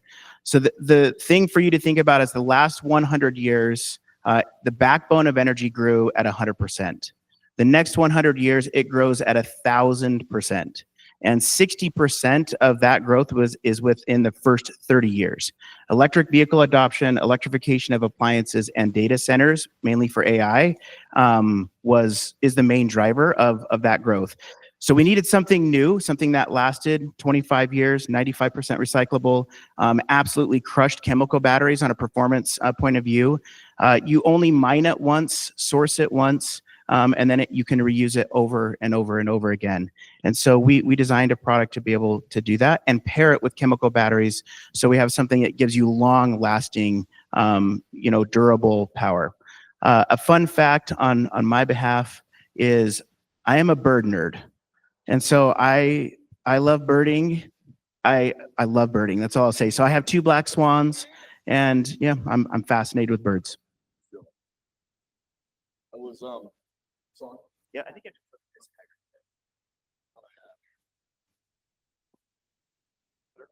Maybe it's coming. It's coming. Now it's coming. Thank you, Nate. I'm technologically illiterate up here. How many technologists do you need? Something about an AI panel, some joke out there waiting to happen. The other joke, I have a master's degree in international relations from UPenn, and I was today years old when I heard about the language Dari. Is that what you call it? Dari. Dari. There you go. Well, you learn something new every day. The other thing I want to call out that he won't naturally say for himself is the device that Nate just mentioned was just recognized this morning, I think. This morning? I don't know when you guys found out. I found out this morning. Yeah. Time Magazine. Yeah. Device, best invention device of the year. Yeah, What's the right? Yeah, I mean, this is new for us. I'm a little shy to even mention this, but so Time Magazine just awarded Taurus 2024 Invention of the Year. Love that. Very, very. Yeah, that's right. I'll drop this one for you. Very well deserved award. Love what's going on at Taurus. So, one thing I want to do, and this is my nature, and we've spoken a little bit about this. I think the conversation is much better when it comes from you than when it comes from me. I have a long list of prepared questions that are sure to put you to sleep if you want me to do that. I'd prefer not to. I have 1 or 2 good questions or canned questions to get the conversation going, but you should start keeping those in your pocket. Be ready to go. I'm going to pull the audience in here much faster than maybe what you're used to and what you're normally used to. 1 of 2 questions that I have just to get things going down the row. And Nate, you did a good job of starting this off without telling us more about you and your background. You told us about Taurus and how some of those applications are going to change the industry that you're in. I'd like the other panelists to do that. Give us an example, a very specific example, if you can, of how AI you think will evolve your industry. Call it the 5-year plan, 10-year plan, or 2-week plan, depending on your preference. You get the joy of sitting next to me. No, this one still doesn't work. I'm gonna retire that one. Yep. Okay. So learning, schools. Everyone in this room, when I say the word school, thinks of something that is about 95% overlapped. It's a group of people going into a classroom, learning one-to-many. The teacher is saying things. You need to remember those things. You might actually practice those things. One thing to know about schools is education is full of the most mission-driven, hardest working, earnest people of any industry on earth. And the reason you can know that's true is because they make less money and work harder than most every other industry on earth. And they do it for a reason. They do it to connect with kids. So AI is not going to replace teachers in the classroom. it is going to make it so that teachers are able to connect with the students and be, instead of the person that is drill and repeat after me, they're going to be the ones that get to look you in the eyes and say, you got this. They're going to be the ones that when you are struggling, get to put an arm around you and say like, how can I help? And what we do with AI is we put, you can think of it in some ways like Qualtrics gives out surveys and then gives you insight into how people are doing and feeling. Students already want to use AI. So instead of a survey, they're using AI, but in a way that the teacher can learn about how every kid is doing and feeling. Academically, on the content, but also personally. And the most special moments that we see at School AI are when a teacher is able to learn just something small that they're able to go and say like, hey, I see you. And again, getting at that middle 80% of kids. So that's like, once a school gets past, should we ban this? They start thinking about how do we use this as teachers?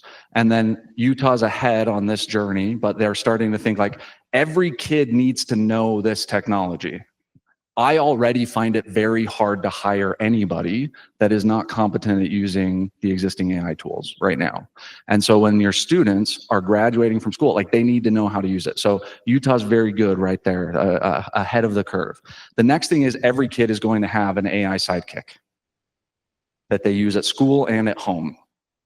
And that shared context, like the awareness of what did I do at school today and what did I learn and practice at home today is going to do this like virtuous feedback loop between teacher, student, parent, school leaders, policymakers, local communities.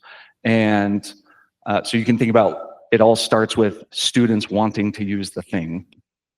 They get the personalized learning and benefits out of it. But how do you make that really valuable to the whole school community and community at large is where things get really exciting.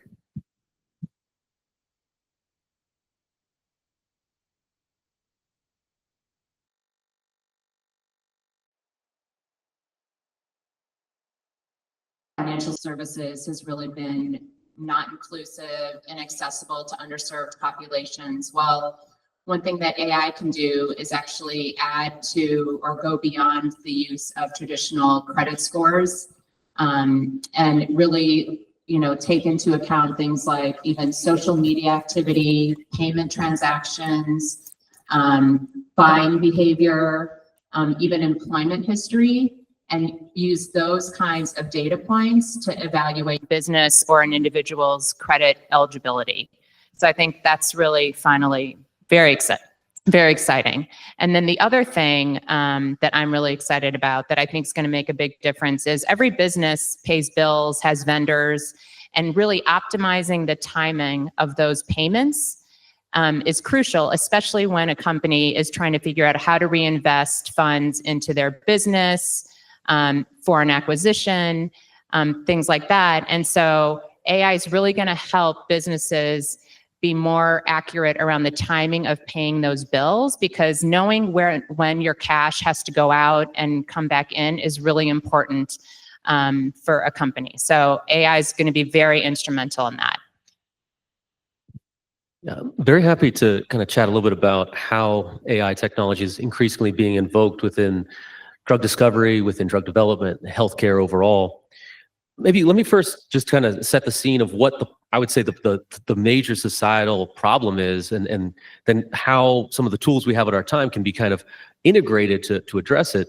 If you think about the time and cost to bring a new drug to market, it takes over a decade of time, and it takes over $2 billion to bring a new drug to market, knowing that the likelihood of success to get it through all the different phases of clinical development is a 10% likelihood of success. So you have an industry where you've got $100+ billion companies that the process itself is arguably rather inefficient. And one could ask, why is that the case? Well, I would say us as scientists, as technologists, as a society, we are vastly, I'd say, ignorant about the complexity that is biology. But I do think that we are emerging into a unique time where there is this confluence of tools, things like CRISPR, which can help control genetic knockout, things like different kinds of generative AI tools to help permute chemical structure to kind of figure out how to optimally engage a given biological target and solicit a therapeutic response, ways to systematically collect patient-centric data so you can start to understand what could be the right target for that right patient with the right kind of molecule at that time. So you're starting to drive to increasing precision medicine. And I think those things coming together on the biological side, along with all of the great advances that we have had on the technology side, not just how we think about storage or how we have access to high performance compute, but even the base philosophy of how to think about connected data, that is a way of thinking that has been vastly not present within the life sciences compared to, say, other industries.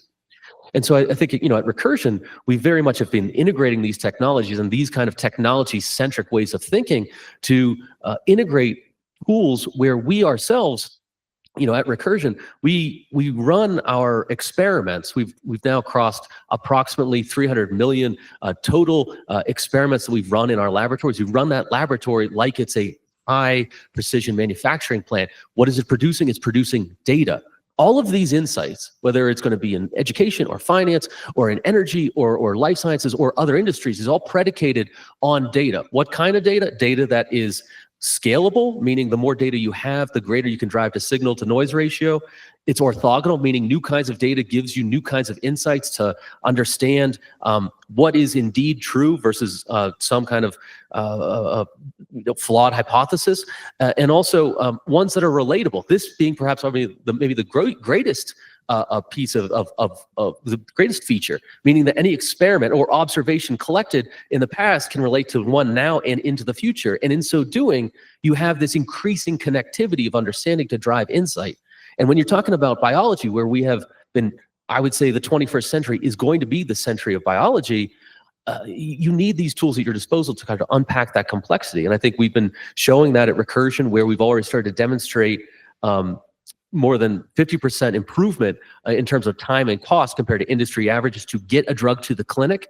And I think that is generated by the way we've used computer vision to understand cellular morphologies, the way we use AI to suggest potential targets, to permute chemical scaffolds to hit a given target, and how we even start to think about using patient-centric data to try to find what will maybe give the best response in a given biomarker for that patient population. And we've got many drugs actually moving through the clinic right now. And I think it's been an incredible time. And I would even say the fact that recently for the Nobel Prize, you see AI and see chemistry Nobel Prize going to, effectively DeepMind that helped to advance protein folding. You also see that in the Physics Nobel Prize going to Hinton and others for the use of AI in terms of understanding how to think about problems. And again, you even see regulatory bodies, government officials, right? The FDA put out a paper last May 2023, about the use of AI and ML from target discovery all the way to next generation manufacturing. And that's so important because it highlights not just forward-thinking technologists or investors or whomever, but government bodies want to advance that. That is extraordinary to have that level of commitment, and I think we need more of that. Yeah, this is a smart panel. There's a smart couple of folks up here. I'll try. That's why I invested in you all back in Foresight. So I'll kind of, I want to kind of split your brain into two concepts for energy infrastructure and AI. So I'll kind of set the stage. If you think about the electricity grid as a whole, you have main transmission, sub-transmission, and distribution. So there's like 3 layers to that cake. If you guys listened to the governor's keynote this morning, he's really talking about main transmission issues. And so we have a lot of supply and demand constraints. Where Taurus plays is not in main transmission. A lot of nuclear and big hero solar and battery farms, they'll go solve main transmission issues. The problem is that if we solve main transmission tomorrow and you step it to sub-transmission and distribution, those problems are just as bad, probably even worse, because most of the hardware and firmware and software there is anywhere from 40 to 70 years old. Most of data centers are going to sit behind the meter on 200 acres of land in sub-transmission or distribution. Okay, so that you have to be able to decentralize power. in order for us to be able to solve kind of the N+1, the data center issues. So that's one big piece that I want you to hold in the back of your head. The second one is actually think about the users and choosers of large scale utility. So you have a generation desk and you have a resource desk or an energy trader. They have a bunch of completely disconnected systems. And if you think about the challenges with the grid relative to like the New York Stock Exchange, the New York Stock Exchange is a timed market. It opens at a certain time, closes at a certain time. Guys, energy markets is 24/7, 365, every 50 milliseconds at 60 hertz plus or minus 1%.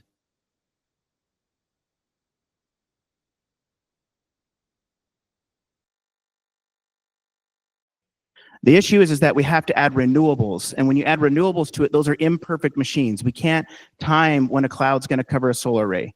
We don't know when the wind's going to blow. And so when you think about what Taurus thought about on the management side, so how do we manage the gift of one electron, the efficiency of an electron, the round trip efficiency of an electron? Do we ship one 400 miles away from a coal plant, or do we generate, use, and store right where we need it at 91% round trip efficiency? The people that sit at a trading desk today or generation desk, because those systems have been implemented over the last 70 years, they're disconnected. So one, you have to connect those ecosystems. One. Two, you have to secure them. Reliable, scalable, secure on 5 nines. The third thing is you have to give them information to be able to make decisions. And because you add renewables, you have to predict weather. What is going to happen when a piece of cloud cover goes over the top of the solar array? What creates frequency or inertia imbalance? And so, what we saw, relative to AI and incorporating it is being able to give them the predictions of every single electron in front and behind the meter at massive scale. And if you own the deposit box, where all these things are going to get stored, you can deploy them in the greatest need for our grid. And that's really the focused effort of what we've been trying to take down the last 4 years. Yeah, right. Please, absolutely warrants the applause, no doubt. Across the board.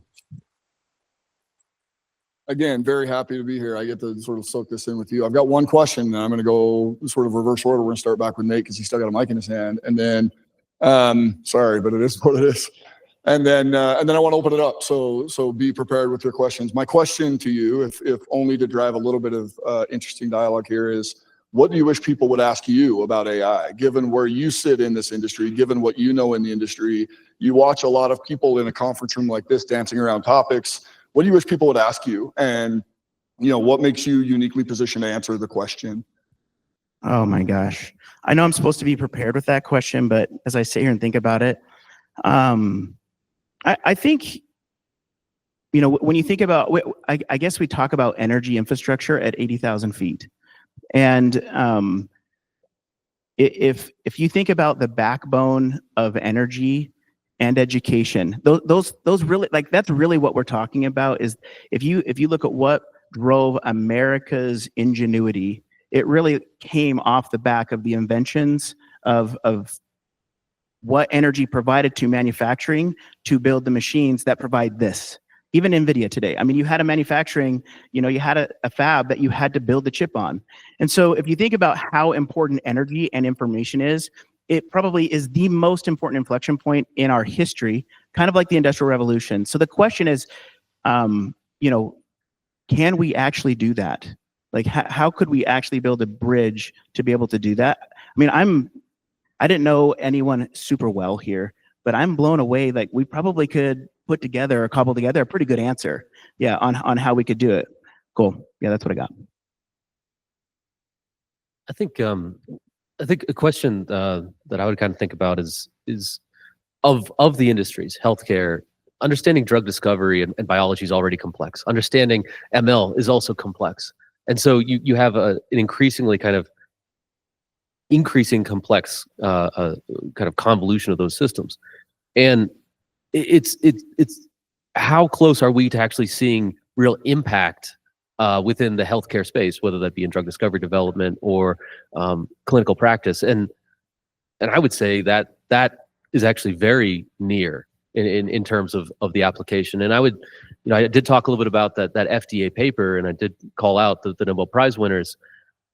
but how extraordinary it was for AI to be applied to protein folding by DeepMind. That was seen as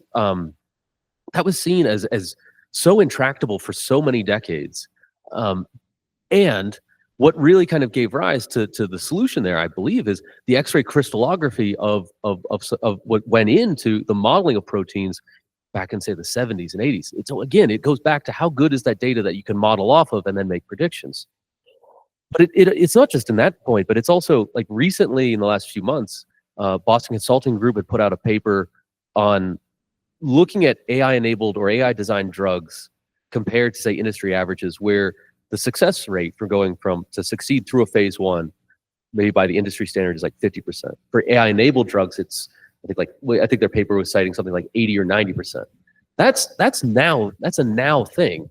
And then again, if you go back a few years before, McKinsey had this interesting paper looking at the top 20 large pharma companies of their drug discovery pipelines across phase 3, phase 2, phase 1, preclinical, versus companies like Recursion, who've been kind of advancing this new tech bio value proposition.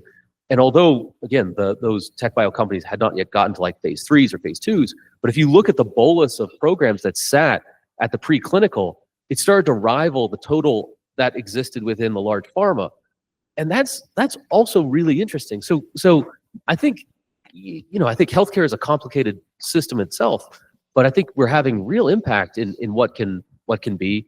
I also do think that, I think this ultimately means that we will be able to drive down the prices of drugs, because ultimately, why are drugs expensive? It's because of what I said in my opening statement around the $2 billion to bring a new drug to market.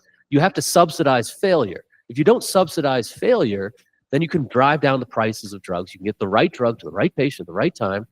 And I think that's why I view this as one of the great societal and scientific problems that I think AI can be applied. How many of you have noticed that or have experienced the sharing of your bank account data with another provider or credit application online? I'm assuming a lot of you have. Okay. So that's something called open banking, I guess, for lack of a better term. And recently, very recently, actually, FinTech has been very focused on a rule that the Consumer Financial Protection Bureau just passed, literally like a few weeks ago, called the Open Banking Rule, which basically requires financial institutions, financial providers, credit card issuers to share that data for free upon an individual's authorization. And which is great, because then that allows, that theoretically allows easier loan approvals, things like that. But what keeps me up at night is, we're trying to share data at a very cost-efficient way for consumers. We're also trying to keep it very protected, but AI is based on data, and it's only, I'm sure everyone garbage in, garbage out, right? But we want to have good data that our AI tools leverage. So there's kind of a clash right now between protecting our data, but using that data to help us automate processes, make efficient decisions, use it for credit applications. So it's not a question I have the answer to, but that definitely keeps me up at night. And I know regulators are very concerned about that. I'll take one. You take one. So probably 95% of my conversations with people working in schools, thinking about AI right now, are around permission. Should we even allow this? And what that conversation is missing is the fact that everyone is already using it. I showed a high schooler ChatGPT the week that it came out, November. And by the end of the calendar year, he had won $20,000 in scholarships using it. Copy, paste, essay prompt, copy, paste. $20,000. That kid beat out every other kid that wasn't using it. So you're talking about an equity conversation. There's like access, equity, and then like permission. Those are like beyond boring conversations at this point. The interesting conversations are what happens when a kid has this? And how do you enable them to do more? And I'll give you an example today. So if you were learning about the Civil War, you might get from your teacher told to go and read the textbook and do a bubble sheet quiz. Those still exist in schools today, bubble sheet quizzes. It might be Canvas, and now you're talking about high technology, okay? And you're gonna regurgitate names, dates, and facts. One of the things that we do with AI right now, a teacher can come in and say, I'm teaching about the end of the Civil War, and we will generate this activity that they can give to every one of their students, and it will start with a BuzzFeed style quiz. It's like, tell me about yourself. I'm gonna learn something here. And when we find out that you're interested in becoming a creator, a YouTube creator when you grow up, we're gonna generate a scenario where you're going to interview Abraham Lincoln as he is walking off the stage from delivering the Gettysburg Address. So you've got to come up with the questions, and the AI is going to help you come up with the questions. Then you're going to do the interview, and the AI is going to pretend to be Abraham Lincoln. And you can ask dumb questions like, what's your favorite cheese? Or you can ask like really meaningful questions like, how on earth did you decide to stand up to this completely opposing force? And so you're bringing these names, dates, and facts to life in a certain sense. But then you start saying, okay, we know the kid wants to be a YouTube creator. We've put them in a scenario where they're interviewing Abraham Lincoln. We've brought this history to life. Now what do we have them do? We have them write the script for the YouTube video that they would post based on the interview. And so you're connecting something that we all think about as names, dates, and facts and black and white pictures and textbooks. You're bringing it to life, and now you're connecting it to something that we actually care about. And I want you to think, does a kid connect more with the first Canvas quiz and bubble sheets, or a scenario that actually put them to work, right? So it's not that AI is going to remove critical thinking, it's that it's going to increase it in a way that they actually care about. And what unlocks for kids when they actually get that type of engagement that a teacher could never provide, because that example that I just gave you is actually going to be 32 different examples for every kid based on how they did the first part. So we've gone past, we don't prompt that activity. We've prompted the AI on how to generate that activity based on what it knows about the student and what the student shares with it. And so you start getting like more and more meta in this way that's like, it's about to get really exciting. I failed. I was convinced we were going to bring the audience in much sooner, and I have lots of great jokes and things I was going to tell to do it, but we have about 5 minutes. I'd love to get to a couple of questions. Let's do it quickly. Yes, sir, in the front. Your comment about the open banking and how I interpret it was kind of like opening a Pandora's box almost. Yeah. The data is available. Upon your Right. permission. In my opinion, probably it's already out there on the dark web, right? So, True. what's your thoughts on how to use AI for fraud detection with the assumption that my social, how many kids I have, Yeah. all my bank account information is out there on the web? Yeah. So Repeat the question, just so people in the back can hear. So the question is, what are my thoughts on fraud detection with our private data already being out there, and how to prevent it or do something about it? So I think the huge advantage around AI tools and applications are that they can not only detect the fraud, but they can provide a real-time response to it. So for example, and I'm sure I need to think of some applications or companies, but there's companies out there that can actually identify and then right away close your account, or right away alert you that something's happening, or right away stop payments. So I think that's a benefit. That's a huge benefit, because historically financial institutions, let's be real, are a lot of manual processes. When we would find out about fraud, someone would be alerted, maybe a real-time alert, but then that person would have to look up the person's number, call them. Right, total triangulation. Is this really fraud? And now that can happen in a matter of seconds. So that's what I think is great. Yeah. Good question. Let's keep going. Yes. So I like that idea of having students create videos, but you say your teacher has 300 students. Have you just created 300 Abraham Lincoln videos for your teacher to evaluate?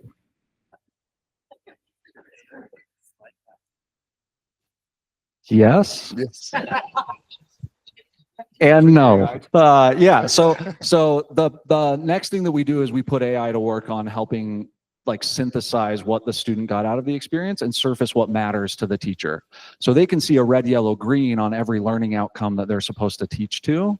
But then most importantly, they get to see like this kid wants to be a YouTube creator when they grow up.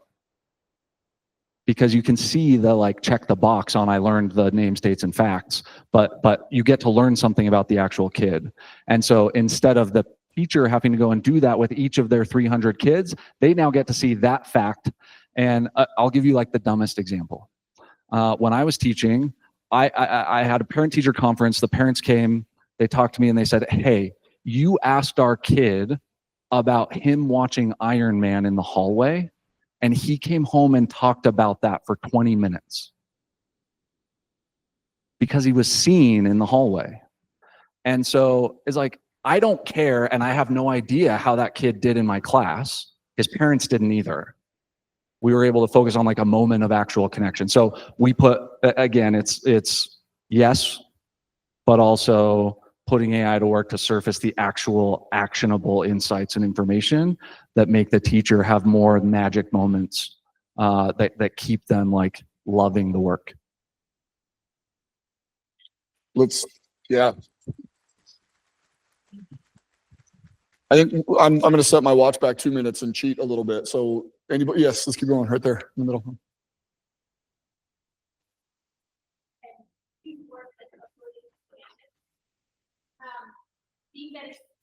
Whether and this is for higher ed education as well, that a fifth grader writing a reflective paper and how person writing a reflective paper.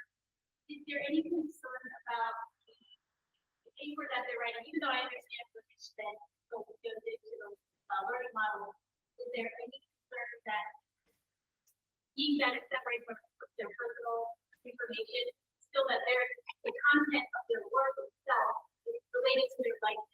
Similar to like a photograph. So I'm talking about their work being of value, not just the same way you have Disney. If they have a script or a speaker, they don't want it out there. So we have that same kind of mentality when we work with.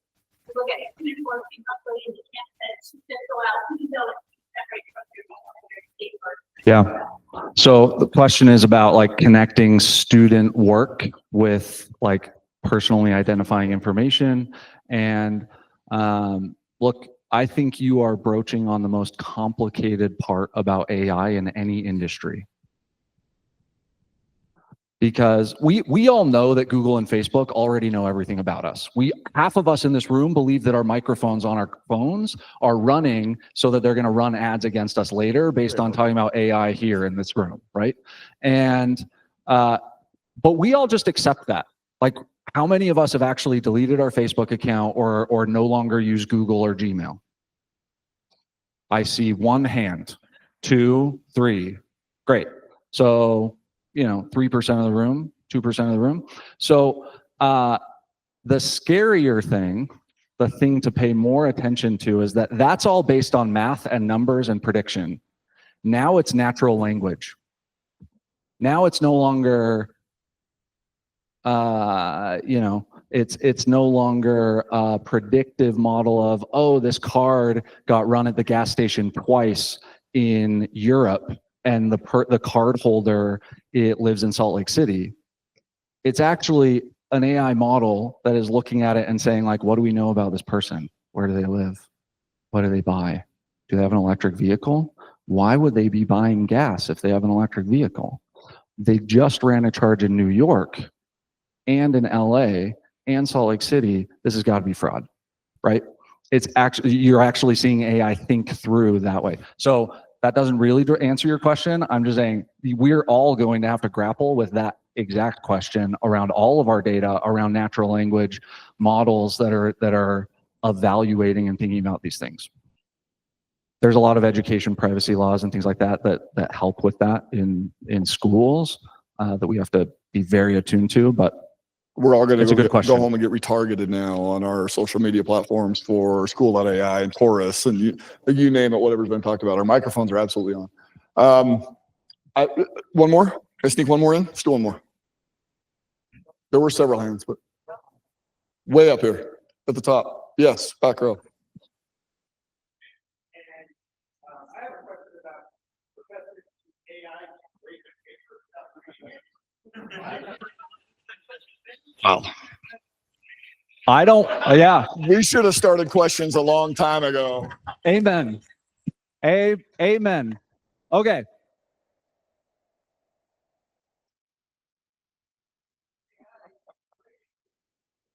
But first, before having AI grade it, they're going to have AI check to see if you had AI write it.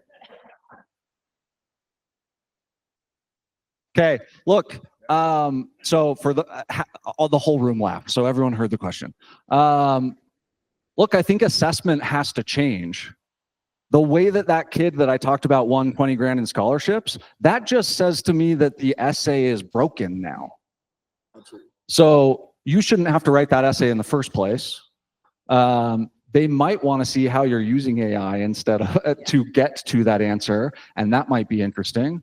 But I distinctly remember as a 9th grader in an essay doing the math. I have an English teacher that just assigned all 7 of his periods to write a 5-page essay, and he's going to turn this back on Monday. I was like, there's no way he's going to read this. And I have the graded paper right now. I have an A on it, and there's a whole paragraph that says, I don't think Mr. Sutherland is going to read this. And I describe the math. So it's like, I don't know that they've ever been reading it, and you've still been getting the grade. Wow. And that's not a knock on teachers. It's genuinely they have 300 people. We're going to get kicked off the stage, so I'm going to stop talking. Yeah, but it's let teachers see the part that actually matters about what you know and don't know, so that you can learn the parts that you do need to know and get the help that you need. Is I think where this needs to go as quickly as possible. Well said. I think every one of these questions and panelists and separate could be its own panel. Thank you all. Wonderful. Please let's give them a round of applause. Thank you for your time.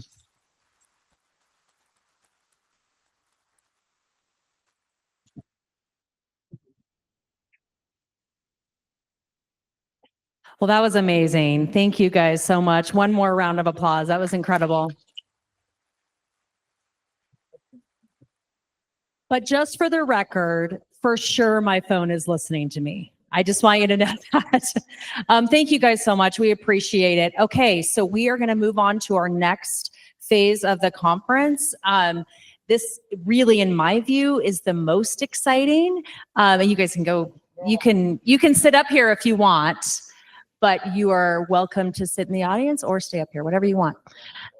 Okay, yeah, if it's policy, if you want to talk about policy. So what we're going to talk about briefly before we get to the hackathons is Utah's approach to policy making around AI. And wow, I see a lot of people are like, oh, policy, all right, I'm done. But actually, this is incredibly important. Incredibly important. Governor Cox talked about this. In order for us to feel like, for our companies to be able to thrive, to have certainty, to ensure we're protecting the public at the same time. So I'm going to explain a little bit about what we've done here in this realm, what Utah has done to really lead out. And so if we just want to go to that next slide, Melanie. So what we did, there were a few of us, Representative Moss, Senator Collimore, I saw Barclay Burns in the room. A few of us kind of got together about 1.5 years ago and said, what's our approach going to be for AI in Utah? There was so much excitement and anxiety building, and we knew we had to do something. And there was a little bit of a sense from some policymakers across the country of like throwing up their hands. We don't even know what to do. We're going to wait and see. And Utah didn't want to take that approach. So what we decided is we wanted to have 3 key objectives in our AI tech policy. The first, and maybe the most important, is we wanted to make sure that we could foster innovation. Foster innovation. We've been talking about that. You just heard from incredible innovators just now at this panel, and we so appreciate all that they're doing. We want to make sure that's happening in our state. We also want to protect the public. There are anxieties about these new technologies for a reason. And we've heard some of those concerns, privacy, bias, those kinds of things.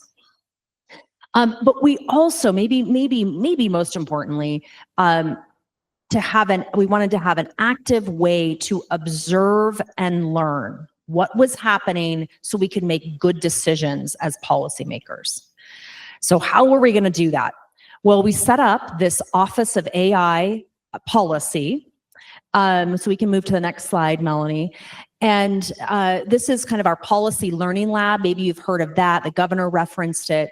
Really what this is doing is a couple different things. First, it has this learning lab function, which it will basically, the lab or the office will select certain areas that are perhaps problematic, that people are thinking about and like, I'm not sure about this, the privacy issues, the bias issues. How do we handle that? So this office will proactively go after those kinds of policy issues, study them, bring in experts, bring in the public, and then make recommendations to our legislative partners so they can decide what to do with it, pass something into law, whatever they want to do. So that is one way that we can sort of stay on top of things, engage the community, just like you today, to be able to get good policy, stay as agile as possible. We know things are racing forward. We won't be able to stay on top of all of it, but we can stay on top of some of it.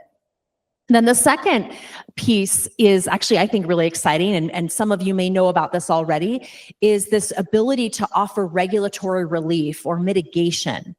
That's going to help us to learn as well and help to companies to innovate. The idea behind here is that you can come to this new office as a company, as an AI company, and say, you know, I'm experimenting with this model. There's a lot of risk here. Generative AI is unpredictable, if nothing else, right? And we want to be able to do these amazing things and serve customers in this amazing way, but we're worried about bumping up against regulation and regulatory action. So you can come to the office and they can work with the relevant regulators, most of whom actually reside in the Department of Commerce, and work out an agreement with your organization that we will either agree to cap penalties if something goes awry or simply exempt you from the law.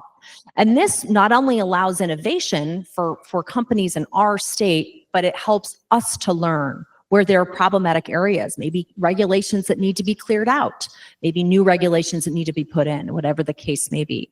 So that's kind of the idea about our new Office of AI Policy. We're really excited about this. This has been a really innovative approach to policy making. And I'm going to turn the time over to Representative Jeff Moss. You heard from him a minute ago, introducing the governor. He's going to talk a little bit about how he's been hearing from his colleagues across the country about how innovative this idea is. And then after that, we're going to bring up, finally, Dr. Zach Boyd, who is the director of our new Office of AI Policy. He's a PhD in mathematics. He actually understands the technologies at a very deep level. He comes to us from BYU. Utah is just it's a great get for all of us to be able to have Zach's leadership. And he's going to talk more about specifically our learning agendas, what we're looking at now, the regulatory mitigation program, and then introduce our hackathons for the rest of the day. So let's turn it over to Jeff. Thanks so much.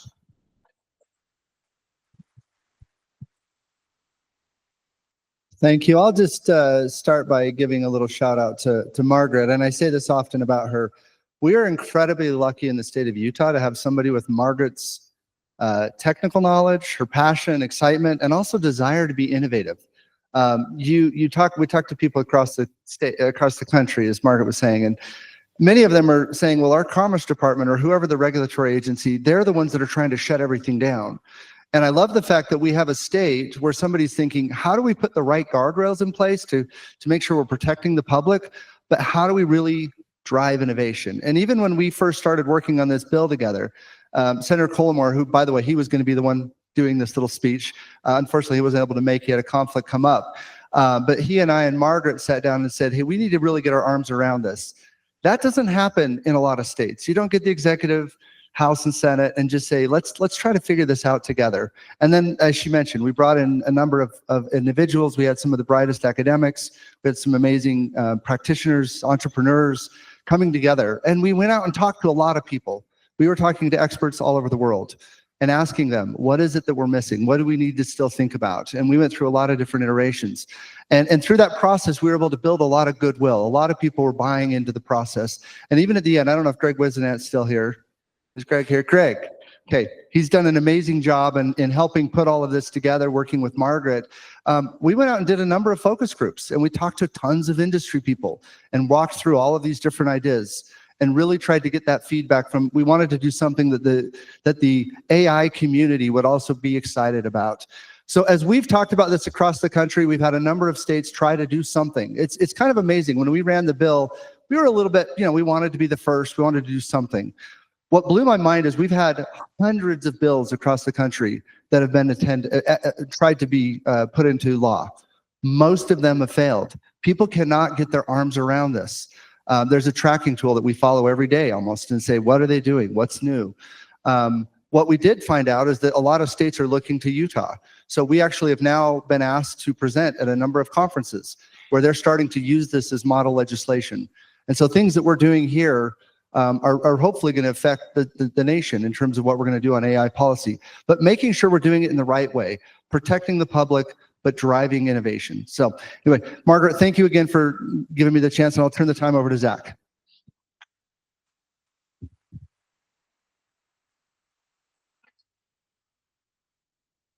Okay, well, thank you all for coming. Really, this is amazing to see you all together. So I thought I would just use your valuable time very carefully and make it very clear what happens if you want to be engaged with either of the functions of our office, which are the regulatory mitigation and the learning lab. So I'm going to go super concrete with an example here. So, and I'm just going to say up front, both of my examples are for mental health because I've interviewed hundreds and hundreds of people for mental health in the last few months. You'll know why by the end of the talk. So, but here's one example. This is kind of a mashup of 7 different businesses that I've seen operating or trying to operate in the space of AI and mental health. Mental health is a highly regulated industry, and for good reasons, right? We want lots of safeguards in place in that kind of a setting. But this is just a semi-hypothetical example of a company who wants to combine AI with licensed therapists to set up a chat service where users can practice anxiety coping strategies. This is among the various dangerous things in mental health, one of the lower risk things that you can be doing. But still, you're working with a population that, has some things that they're working on. And they're trying to use evidence-based strategies to work with the bot chat, practice these strategies. There's therapists overseeing several of the bots to try to ensure things don't go off the rails and that harms are minimized. And yeah, a human can intervene if needed. So here's how my office would analyze this situation hypothetically. So we would look at possible benefits to the state. Potentially, this could be a low-cost way, conceivably, for people to benefit and improve their mental health. On the other hand, there are potential harms if there's bad advice given, if human oversight fails, then that could be bad for people. And specifically, there are 2 regulatory vectors of action by which this company might face trouble. Consumer protection could become involved if an individual is hurt through a paid service. And therapists might be worried about how they will be held accountable for the AI's actions, considering that they're providing oversight. So if we saw an issue like this at our office, we would do an analysis and try to do a risk-benefit calculation and figure out what a reasonable way is to allow a novel business model like this to succeed in the state. So we could, for example, say, we are never going to fully exempt people from consumer harms laws. That's a bad thing to do. But maybe we can give them a 30-day curing period to say, if anyone is somehow harmed by the service, we'll give you 30 days to try and address the issue yourself before heavy regulatory fines come down. As for therapists, they're regulated by the states through ethical codes and supervision. So we might write a contract to say that the therapist actually will not be held accountable for every action of the bot if the company has a reasonable safety structure in place, an internal protocol that they follow that is reasonably designed to mitigate harms. So this is an example to me of how my office would address an issue where there's legitimate regulation, a novel business model, and we need to find a way to allow them to operate without a regulatory uncertainty. Let's proceed. I think given time, I took too long on that last slide. Let's skip this one. But If you are interested in regulatory mitigation, we've had people come from diverse industries talking about this, from education to land titling to data sharing to all kinds of industries. We're happy to work with you. You can decompose it into an easy 4-step process. You can just reach out to ai@utah.gov to begin the process. You can just reach out with an initial inquiry about potential relief. We'll do a consultation to understand what you need to be able to operate. We'll also consult with other relevant stakeholders to make sure we understand the totality of the situation as much as possible, and it can make a balanced decision. And then we can negotiate a contract with you to try to define a reasonable way for you to operate with a new, potentially beneficial business model. Okay, so that's the first function of the lab. The second one, and we keep switching which one is first, I apologize. But the other function of the lab is the learning agenda function. We operate what we're calling a learning laboratory. I'm an academic, I want what I'm in charge of to be called a laboratory. But really this is a policy lab, not a scientific lab. We do use a lot of science in our thinking. But we are charged with doing deep dives on policy issues that may be relevant to the state, where the state might have to take legislative or regulatory action. That can be either to remove legislation that, or to modify and clear a path, or to stop business models that might be harmful from developing any further. And so we just wrapped up our first deep study issue, which was the use of AI in mental health, which is why it's on the top of my mind and I'm talking to you about it right now. This is a very substantive AI issue in our area, and it will have a local impact. We have the scope to do this here in the state. We also have a lot of expertise regulating this subject, as well as multiple research universities and major companies that can provide a subject matter expertise to make sure that we are taking the right course here. And we think there's a lot of stakeholder support for the state taking action that is reasonably designed to increase access to safe behavioral health services now and over the next 10 years as technologies progress and people figure out which business models work and which don't. So over the last few months, we've engaged with hundreds and hundreds of experts from every angle of this problem that we could think of. And we just came to the legislature with 3 major kinds of recommendations for state action at this time. One, we believe that there have been some harmful applications that have, and they've been in the news, that have caused harm to people. There's a need for certain strengthening of consumer protection to ensure that bad actors cannot outcompete good actors in this state. Second, we have found that therapists and licensed professionals generally benefit from clear regulatory guidance because their licenses and livelihoods are on the line. So we are recommending that the state issue guidance about this. And then another huge issue is that if you really want to go into mental health and you are not a human who has a degree from a human university, there's no clear pathway to practice, to work legitimately in this field. There's a bunch of overlapping regulations, and it's not clear how they all apply or if there is any way to operate legitimately. So we are recommending the creation of a safe harbor where if you comply with the best practices, and we've talked to so many smart people about what best practices constitute in developing and deploying software in situations like this, that you should have a shield both from certain kinds of state regulatory enforcement as well as an affirmative defense in case of a personal suit. So this is our recommendation. We think it clarifies the environment and gives legitimate actors a way to proceed and slows down bad actors. So anyway, is that the last slide we have? Oh, we have one more. Just so you know, we have just wrapped up our first deep dive. We have another learning agenda coming up. We're looking at topics. I put up just some ideas that I've been thinking about up there, but we are listening to stakeholders. If you want to, you can reach out to me personally or go to our website. We have a little form you can fill out. We'd be happy for you to lend your expertise and give us a consult on an issue that you think we ought to be paying attention to. All right, everyone. Thanks for coming back and eating your lunches on your lap. If you chose to take a seat in the front, you got a small little table. So those of you backbenchers, you didn't get it.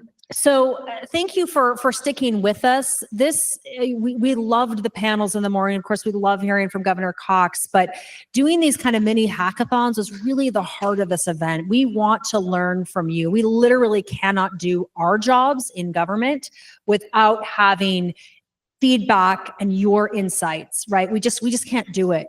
And so we appreciate your time and your insights that you did offer.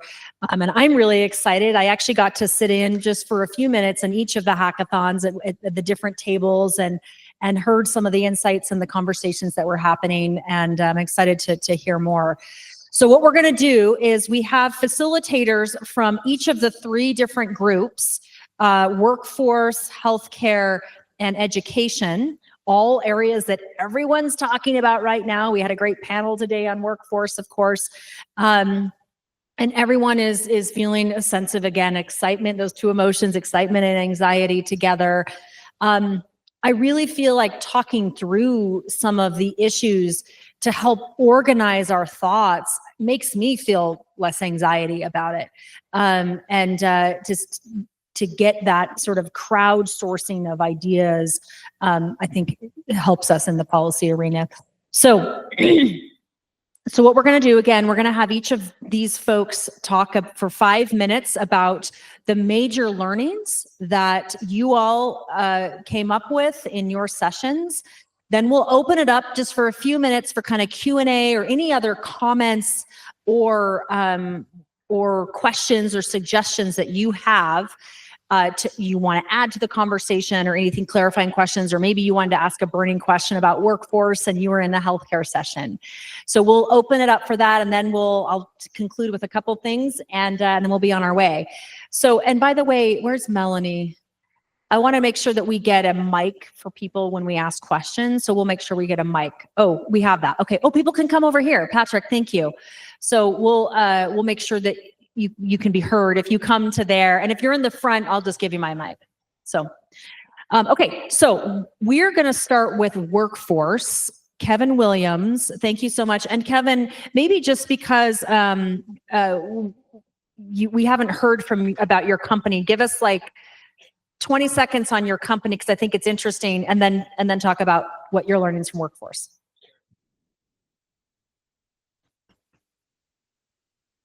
There we go. Can you hear me now? Yeah.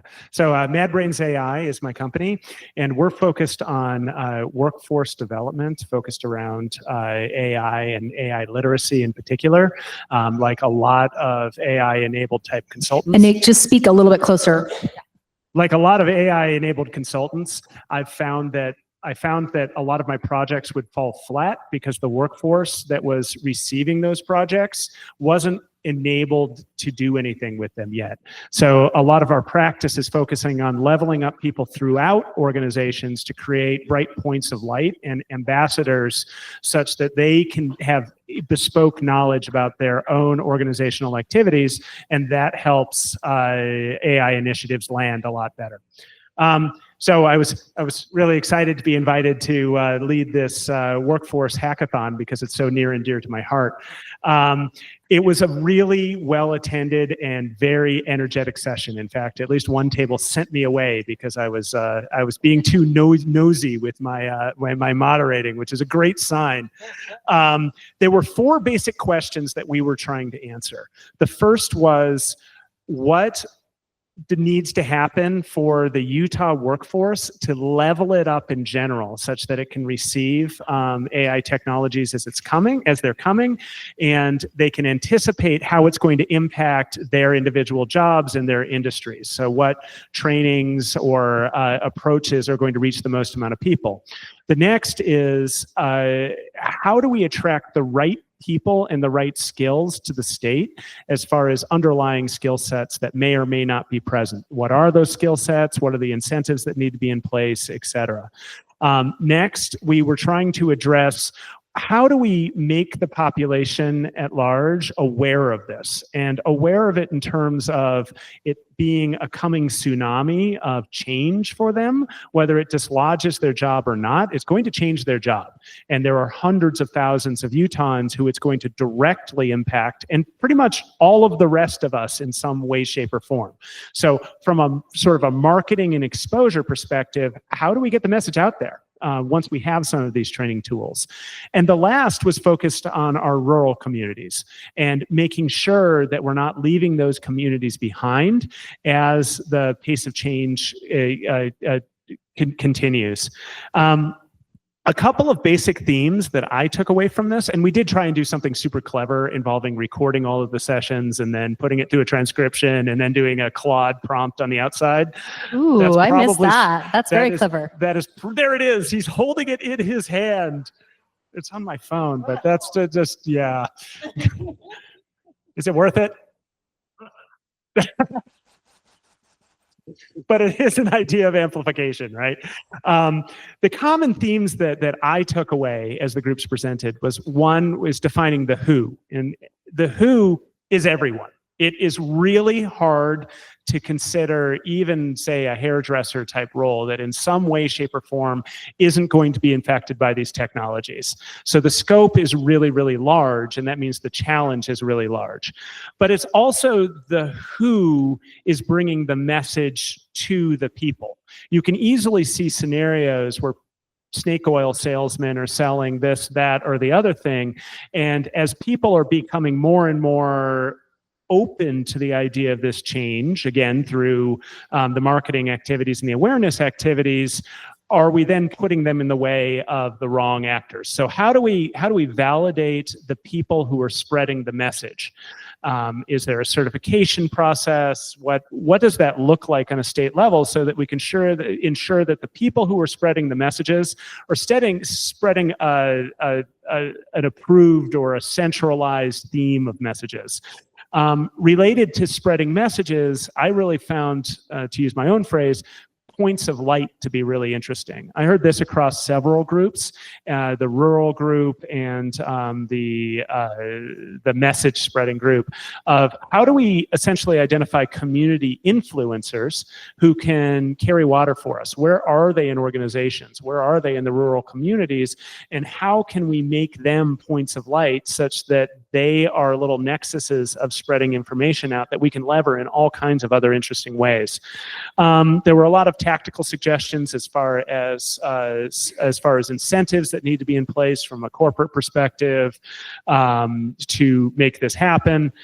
Jobs identification, a lot of interesting roles came out of that, but there was a real fear that we just don't have the right people to plug into the system, and the people who may get dislodged from the current jobs, so the most likely subject populations that are going to be disrupted, they don't have the training yet to fill those positions. So you have this gap that we need to rapidly fill as far as workforce development.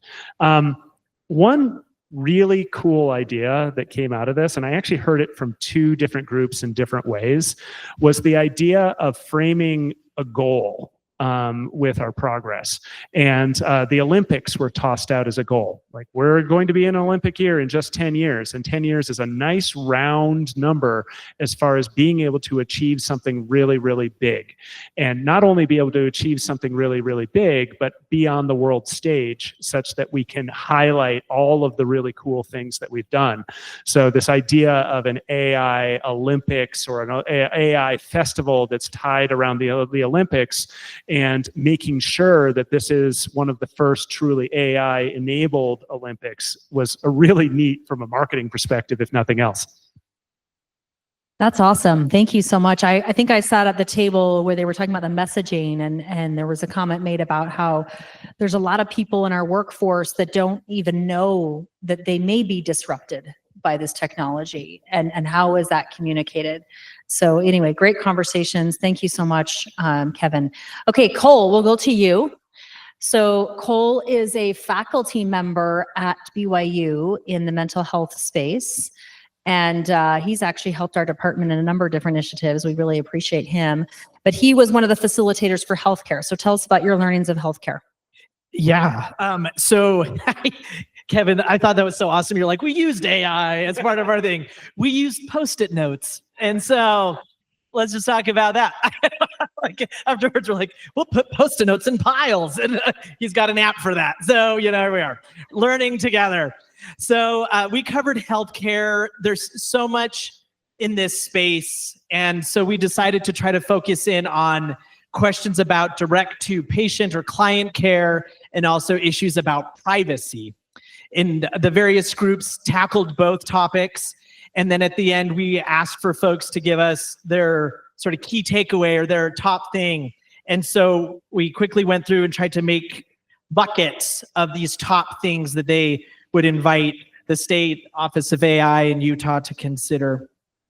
In the healthcare space, given both the change in healthcare services, constant updates about what is the best thing, either diagnostically or in treatment, and also the ever-evolving landscape of AI, that we need structures that are agile in this state in order to change policies, to make recommendations.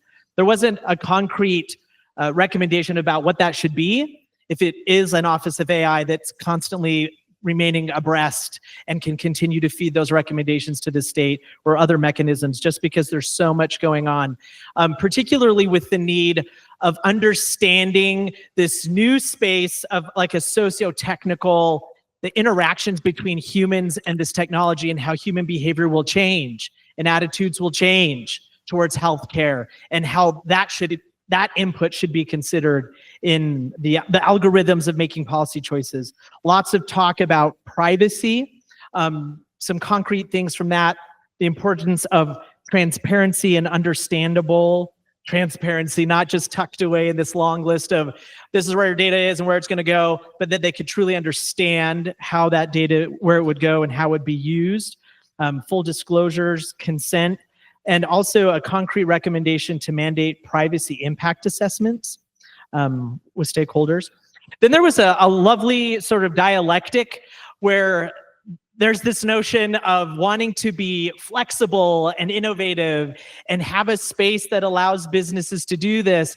And then the trade-off for that is if you open a sandbox here, but it's not the same sandbox as other locations, then you have businesses having to comply with multiple standards instead of similar standards.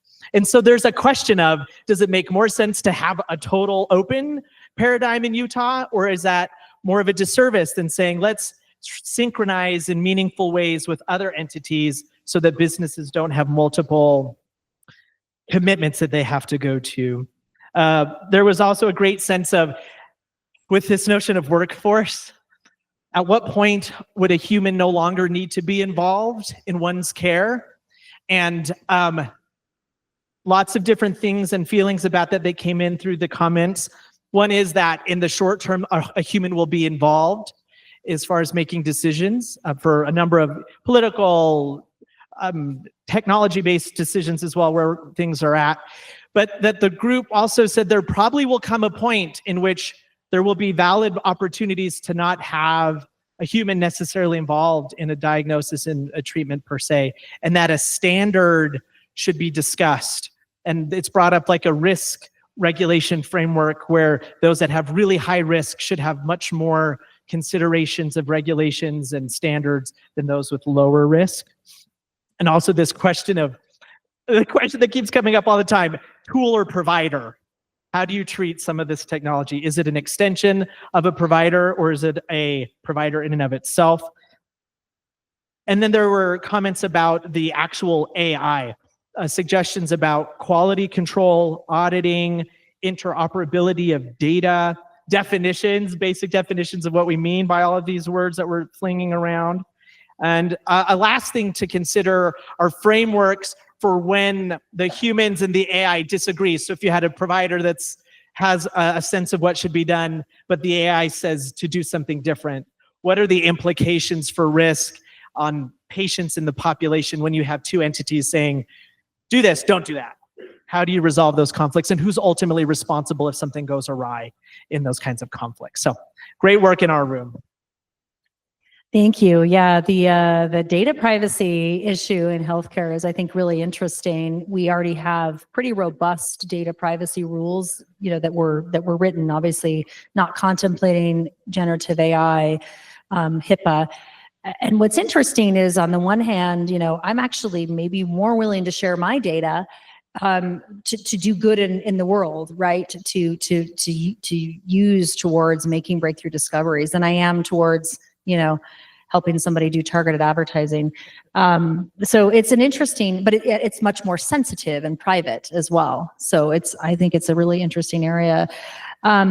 Okay, and now we have Nate Sanders, and he is involved. You heard about School AI earlier this morning. That's where you're working, right? Yeah, okay. I want to make sure I wasn't getting it wrong. And so you hear a little bit about School AI. He was one of our facilitators in the education hackathon, so we're going to hear from him. Let's see. Everybody hear me okay? All right, I'll just have to speak real loud. Thank you. Thanks for your introduction. So I think one of the things that you'll notice as I recap the education piece is there was a lot of overlap, obviously, from the healthcare and the workforce aspects, which I think you should see as a red through line for what is going to matter more and more across all of these different industries. I think that's really compelling to be able to think about. There were a couple of prompts that we gave our participants and split them into groups to be able to think about. The first was, if you think about our current education system, there is a stewardship that the state respects and thinks about a lot that is a standards-based system. And how do we ensure that we bring each child along in an equitable way and have this profile and portrait of a graduate to be able to know what success looks like and bring each child along? We also know that the advent of AI creates this really compelling ability to be able to meet each child where they are and each learner where they are, and to be able to personalize and essentially give a personalized tutor to each child. And while many of those things are not incongruity or incongruous, but there are things that do battle each other a little bit. And how do we find the harmony in that? And how do we think about ways to be able to, through policy and working together, to be able to settle those ideas? And I'll come back to that. The second area was really around data privacy. And how do we ensure that with a child having a personalized AI tutor, how do we ensure that there is a really high degree of fidelity around data security and data privacy, and making sure that we don't step away or diverge from any of the existing laws that exist to protect children, like FERPA and COPPA? So those were the two prompts that our groups had. There were, even within our group, there were actually a lot of similar I would say takeaways from both of those outcomes that had crossover between the two. One of the ones I think was really interesting that came up on both sides was that every student should have access. And so we're making judicious decisions around only this class of students has access and this doesn't, or this particular school will have access to maybe a student-facing AI product and this school does not. We talked about the ethical aspects of that and how we should ensure that every student should have access to be able to ensure that they have the ability to be able to follow those curiosities, their interests, but also come along at a pace that can match and harmonize with some of those standards base of learning.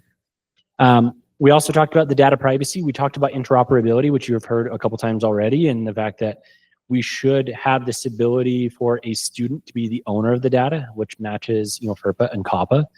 And that as they go from class to class, as they go from teacher to teacher, school to school, et cetera, that the student should be the provenance of that data, and that they should be able to have transparency and visibility into what a vendor knows about them, and follow all the best practices of FERPA, be able to be asked to be forgotten from maybe the memory storage that you have about a student, and have any other information that might be stored about them. These things don't really, I think, diverge away from just software best practices, but they become even more sensitive when you think about fine-tuning and training of these models. The only way, we made a distinction at the beginning, the only way for a model to have any context of a student is for that model to be trained or fine-tuned with that student data. So it is just inferencing or just passing the data through that model does not give the model information about the student. But if you're going to do that, you need to do it in such a way that you cannot encode the student's information into the model so that it's prone to leaking or having any of the susceptibilities that these AI models have.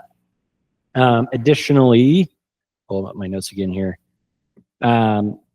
We talked a little bit about the automation and offloading of some of the work that has traditionally been viewed squarely on the shoulders of a teacher. So there were a couple groups that asked this very direct question of what is the role of a teacher, especially in this kind of new age of AI? Should they be doing lesson plans? If so, what is their participation in the crafting of that lesson plan? There was some comments that were very focused on the fact that AI should be an assistant rather than a replacement, and that we should ensure in that process that each student, each administrator, the parent even is enabled by AI rather than thinking about ways maybe to wholesale replace the teacher, of course, so that we can still have that human facilitation, the empathy, et cetera, that a teacher brings to the table. I think as a capstone to that, one of the articulations that I heard is that someone mentioned that salary and teacher performance is evaluated on standards-based performance. So it probably means that we need to revisit what the core standards are, especially with AI, and ensure that these standards can adapt to what AI is capable of, ensure that they can adapt to how teachers can be involved going forward. So a few of the outcomes that I think are really interesting, and I think those start to be very compelling as we go forward. A lot of you that know me well in here have heard me talk a little bit about how important I think interoperability will be in the next few years. We know that AI is headed towards a very agentic future, which means it has more autonomy. If it has more autonomy, it means that your interaction with AI becomes more about consent and authorization. If that is more of the interactions that we have with this, there is currently not a great standard or a great way to be able to weight AI in a way that can account for consent and authorization. So a lot of these things change and start to be able to affect students, teachers, parents, and administrators, and it was a great conversation. So. Yeah. Bravo. That really was fascinating. I think that interesting tension that you articulated, Nate, between sort of the ability for AI to be sort of a personalized tutor, and yet we still have to have standards, or do we? I don't know. You know, I'm looking at our Board of Ed guy. And so I think that's going to be a really interesting thing that's going to be meted out in the next few years. This was awesome. Thank you again to our facilitators. I want to open it up to you all to see if you guys have any additional suggestions, comments, questions about any of these topics before we end. So you can, yeah, go ahead. Education space where, so I'm a software engineer, and one of the things that I've noticed with up-and-comers is like in the framework of trust but verify, there is not a lot of verification that comes when the model is spitting something out. Now I'm curious on like your thoughts on particularly with like large language model, which isn't giving a confidence interval of the answer, and it says that it's confident. How are you kind of approaching or thinking about approaching that with students?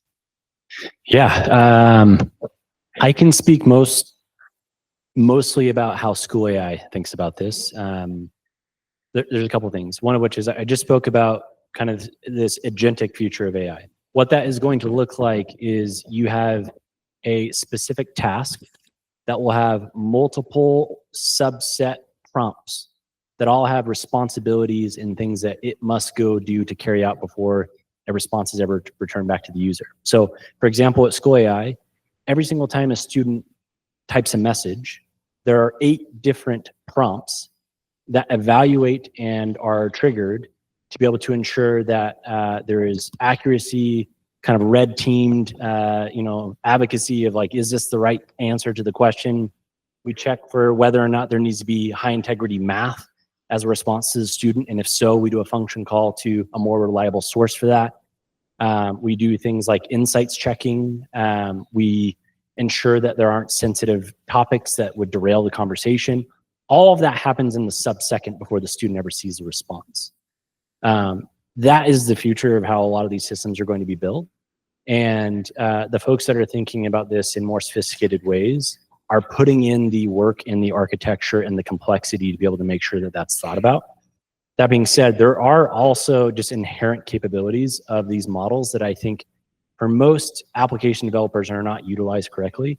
For instance, every single time a LLM creates a completion or response to the user, every single word that you get back has something that's called log probs, which is what are the probabilities that this word was going to occur next. We have the ability to be able to determine whether or not this was a high integrity answer. We don't leverage it enough. We have the ability to be able to run multiple completions at the same time to be able to ensure that only the best one is given to the user. We don't leverage it enough. So both of those things of just better leveraging and understanding the systems that are at play and available to us right now would help. And then two, building better agentic systems, which use knowledge bases, check for veracity, things that are more empirical knowledge bases should be used as often as possible. Great question. Other thoughts, comments, questions? Okay, back here. It's the honor in me, sometimes it's the well link. AI is not general AI. Right? We have these LLMs. That's good for students. We have to be in the middle of some of these students. What is kind of the risks? We've had some AI ventures in the last 50 years, right? Where we thought AI was on the moon. What is your sense of how we adapt to this perception that maybe it's going to turn on and eliminate all the humans, right, out of the loop, or whether we take this LLM and just use it in these practical use cases today? I think I have a couple of initial thoughts. One is that I think that we underrate just how routinized a lot of people's daily work is deeper in organizations. And there's just so much opportunity to make people's days better through using the tools, even as they are right now. Even if we were to just draw a line in the sand and say, this is all we have and this is never going to get any better, there's so much productivity to be gained there. Is it going to dislodge everyone from their jobs? No, it probably won't. But I do hear what you're saying, and I think it's easy in a room like this to think, well, of course we're not replaceable. Like we're all highly educated, highly successful people to be in this room in the first place. But when you get deeper into organizations, you find that people are just trying to do their job, and finding better ways for them to do their job so that more of their time is levered at the things that they're best at is really a lovely thing. I think that's maybe a half answer for you. What was the other side? I think you covered it. Okay. With general and artificial intelligence, just using it as it is. It's there are. I'm a bit of a naysayer on AGI being anywhere close to a real thing, but these agentic workflows. Again, what people do on a daily basis in terms of tasks, when you start drilling it down, a lot can be accomplished when you're linking these models and different prompts together that will be remarkable in terms of productivity. Again, pretty much just drawing a line, maybe not today, but 6 months from now when the agent flows are actually working a little bit better. I think if you were to go to the 4 largest AI labs right now, and you were to ask the founders of each of those labs what artificial general intelligence means, you would receive 4 different answers. Generally speaking, I think like the smoothest answer that we know is that people think it's when AI is as intelligent as a human. So that begs the question, which human? Because I know for certain, beyond certainty right now, that there are models that are more intelligent than many individuals I've met in my life. I also How about know, you? Absolutely. I am below the bell curve on where I think most AI currently sits. I think there is obviously a lot of really brilliant people that AI has not surpassed. So I don't know if trying to park it in a like, is this general intelligence or narrow intelligence or any of those fields matters as much as maybe the latter part of your question, which is right now, we can all take comfort in the fact that every single AI model that exists operates under a current architecture which has one constraint, which is called an objective function. And that means its sole purpose is to be able to make a prediction and use probability to accomplish a specific thing. We talked about this in our session. That removes a huge degree of like breakout risk that your Terminator movies would describe to you. The reason why is because it can't do what it's supposed to do, anything other than what it's supposed to do. You can start to be able to integrate that into other systems, and that creates risk. But the idea of breakout risk and it becoming sentient or any of those things, with the current architectures, I think is as near to impossible as you can get. I would focus a lot more on, like, I think the immediate near-term problems of the fact that there are things like regulation and data privacy, and how do we equip a new workforce and a new generation to be able to understand how these things can be really important to us and useful. I think we have a while before we have to worry about whether or not it's a Skynet. All right, we have time for maybe just one other question. If anyone has something, go ahead.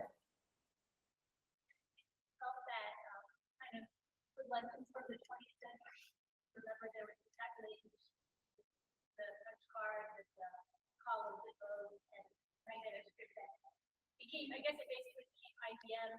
Do you think there's a lesson there for the 21st century as with technology? Of course, that technology later, the U.S. I think just used the census, but it went over to Germany, and for the competition, IBM had set up right there, possibly all this kind of stuff, as you know. Just anything that we learned that we should really pay attention to that, or whether it's transparency or whatever. Well,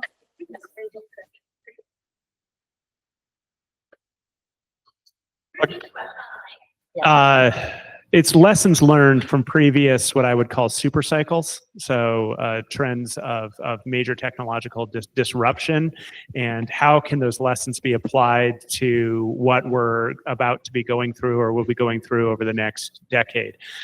One, I would say that I'm not going to go all the way back to the specifics of IBM, but these cycles are really accelerating. It took, 400,000 years to go from fire to steam to electricity, and then ramp up into the Industrial Revolution, and then another 100 years to get to modern technology and the internet, and then cloud, and then mobile.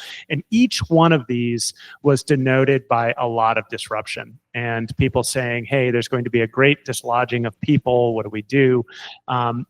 In most of those, there was a little bit more time, I think. I'm pretty close to this because I meet with a lot of senior business leaders, and I will say that there's a bit of a bated breath about, now, how do we turn this into money? And I think that instinct is going to start snapping in pretty quick in 2025 and 2026. So the productivity gains that we're espousing as far as encouraging people to use the technology will relatively rapidly lead to case studies of human dislodgement. So what can we learn? Well, there were lessons to be learned all the way along the line. And I did find the inclusion of the rural topic to be really interesting in the workforce session, because this state in particular has lessons. We have lessons about what happens when industries change and populations are left behind and entire cities are basically left behind. And what can we draw from those lessons and apply to this? And it's getting on it really quick. For one, identifying who the subject populations are, making sure that there are resources in place that give them the targeted opportunities that they need, that they can roll with this. Workforce bias, of course, right? So what are the trainings, what are the tools that these people need, and how do you reach it at scale? Because when you're talking about the Utah extractives industry 20 years ago and what they went through and the ebbs and flows and all of this, it was a different challenge from, oh heck, we're talking about half the population of the state that's now impacted in some way, shape, or form. So finding ways to scale really rapidly. The good news is these tools themselves will give us the ability to scale learnings and education really, really rapidly, as long as we move quickly. And here we are. It's going to be 2 years since Sam Altman dropped GPT on all of us without any instructions in just about a month, right? And it is going so fast. So we don't have a ton of time to talk about it. We've got to get to actionable steps, which is, I'm delighted to see things like a hackathon, because that's all about action, right? So we have all of these sticky notes, and it was sticky notes, by the way. I was going to process it. Take all of those sticky notes and if we can turn just a few dozen of those into real action, now we're going to have something. I think one thing that you stimulated in me in my from your question is the unknowns, the risks. What can we learn? There's things that are not predictable, but there are a couple of standards that I am comfortable with. I know form determines function. So I was sharing with someone earlier, if you don't want a house to move, don't put wheels on it. And so it's like, if there are certain things that we don't want things to get, building the capacity to do that, there's only a matter of time before that gate gets open. I also think another thing that's really important for us is to have systems in place to detect, have outcomes that were really important to us, and have feedback systems to know when those levels are at where we want them or when they're dipping. And so whatever those are, getting together and say, these are the 3 pillars, access, cost, safety, or something. And this is how we're going to measure those things. And over time, if we could monitor those outcomes that are most important to us, then we can course correct earlier. And so anyway, that's something that came to me when you were saying. Well, thank you. Thank you to all of you for your insights, for your work today. Thank you to our facilitators. Round of applause to them.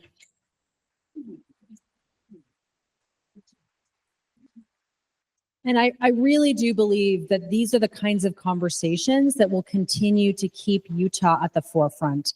We hope to continue these conversations. If you signed up or if you walked in today and you didn't sign up through our website, please go back to ai.utah.gov and put your name in so that we can know who you are and we can come back to you for feedback. We want to continue these conversations, and we want to know who are the people that are interested and have some expertise. So thank you for that. I want to also just once again thank the sponsors. We had some great support. I also want to thank really so many people on my team that did a lot of work. Melanie Hall, my comms director over here, Tori Hooper from the Utah System of Higher Education. I don't know where Tori is. She was amazing. Courtney Ray from our Office of AI Policy. There's Tori. Give them a round of applause. A lot of work.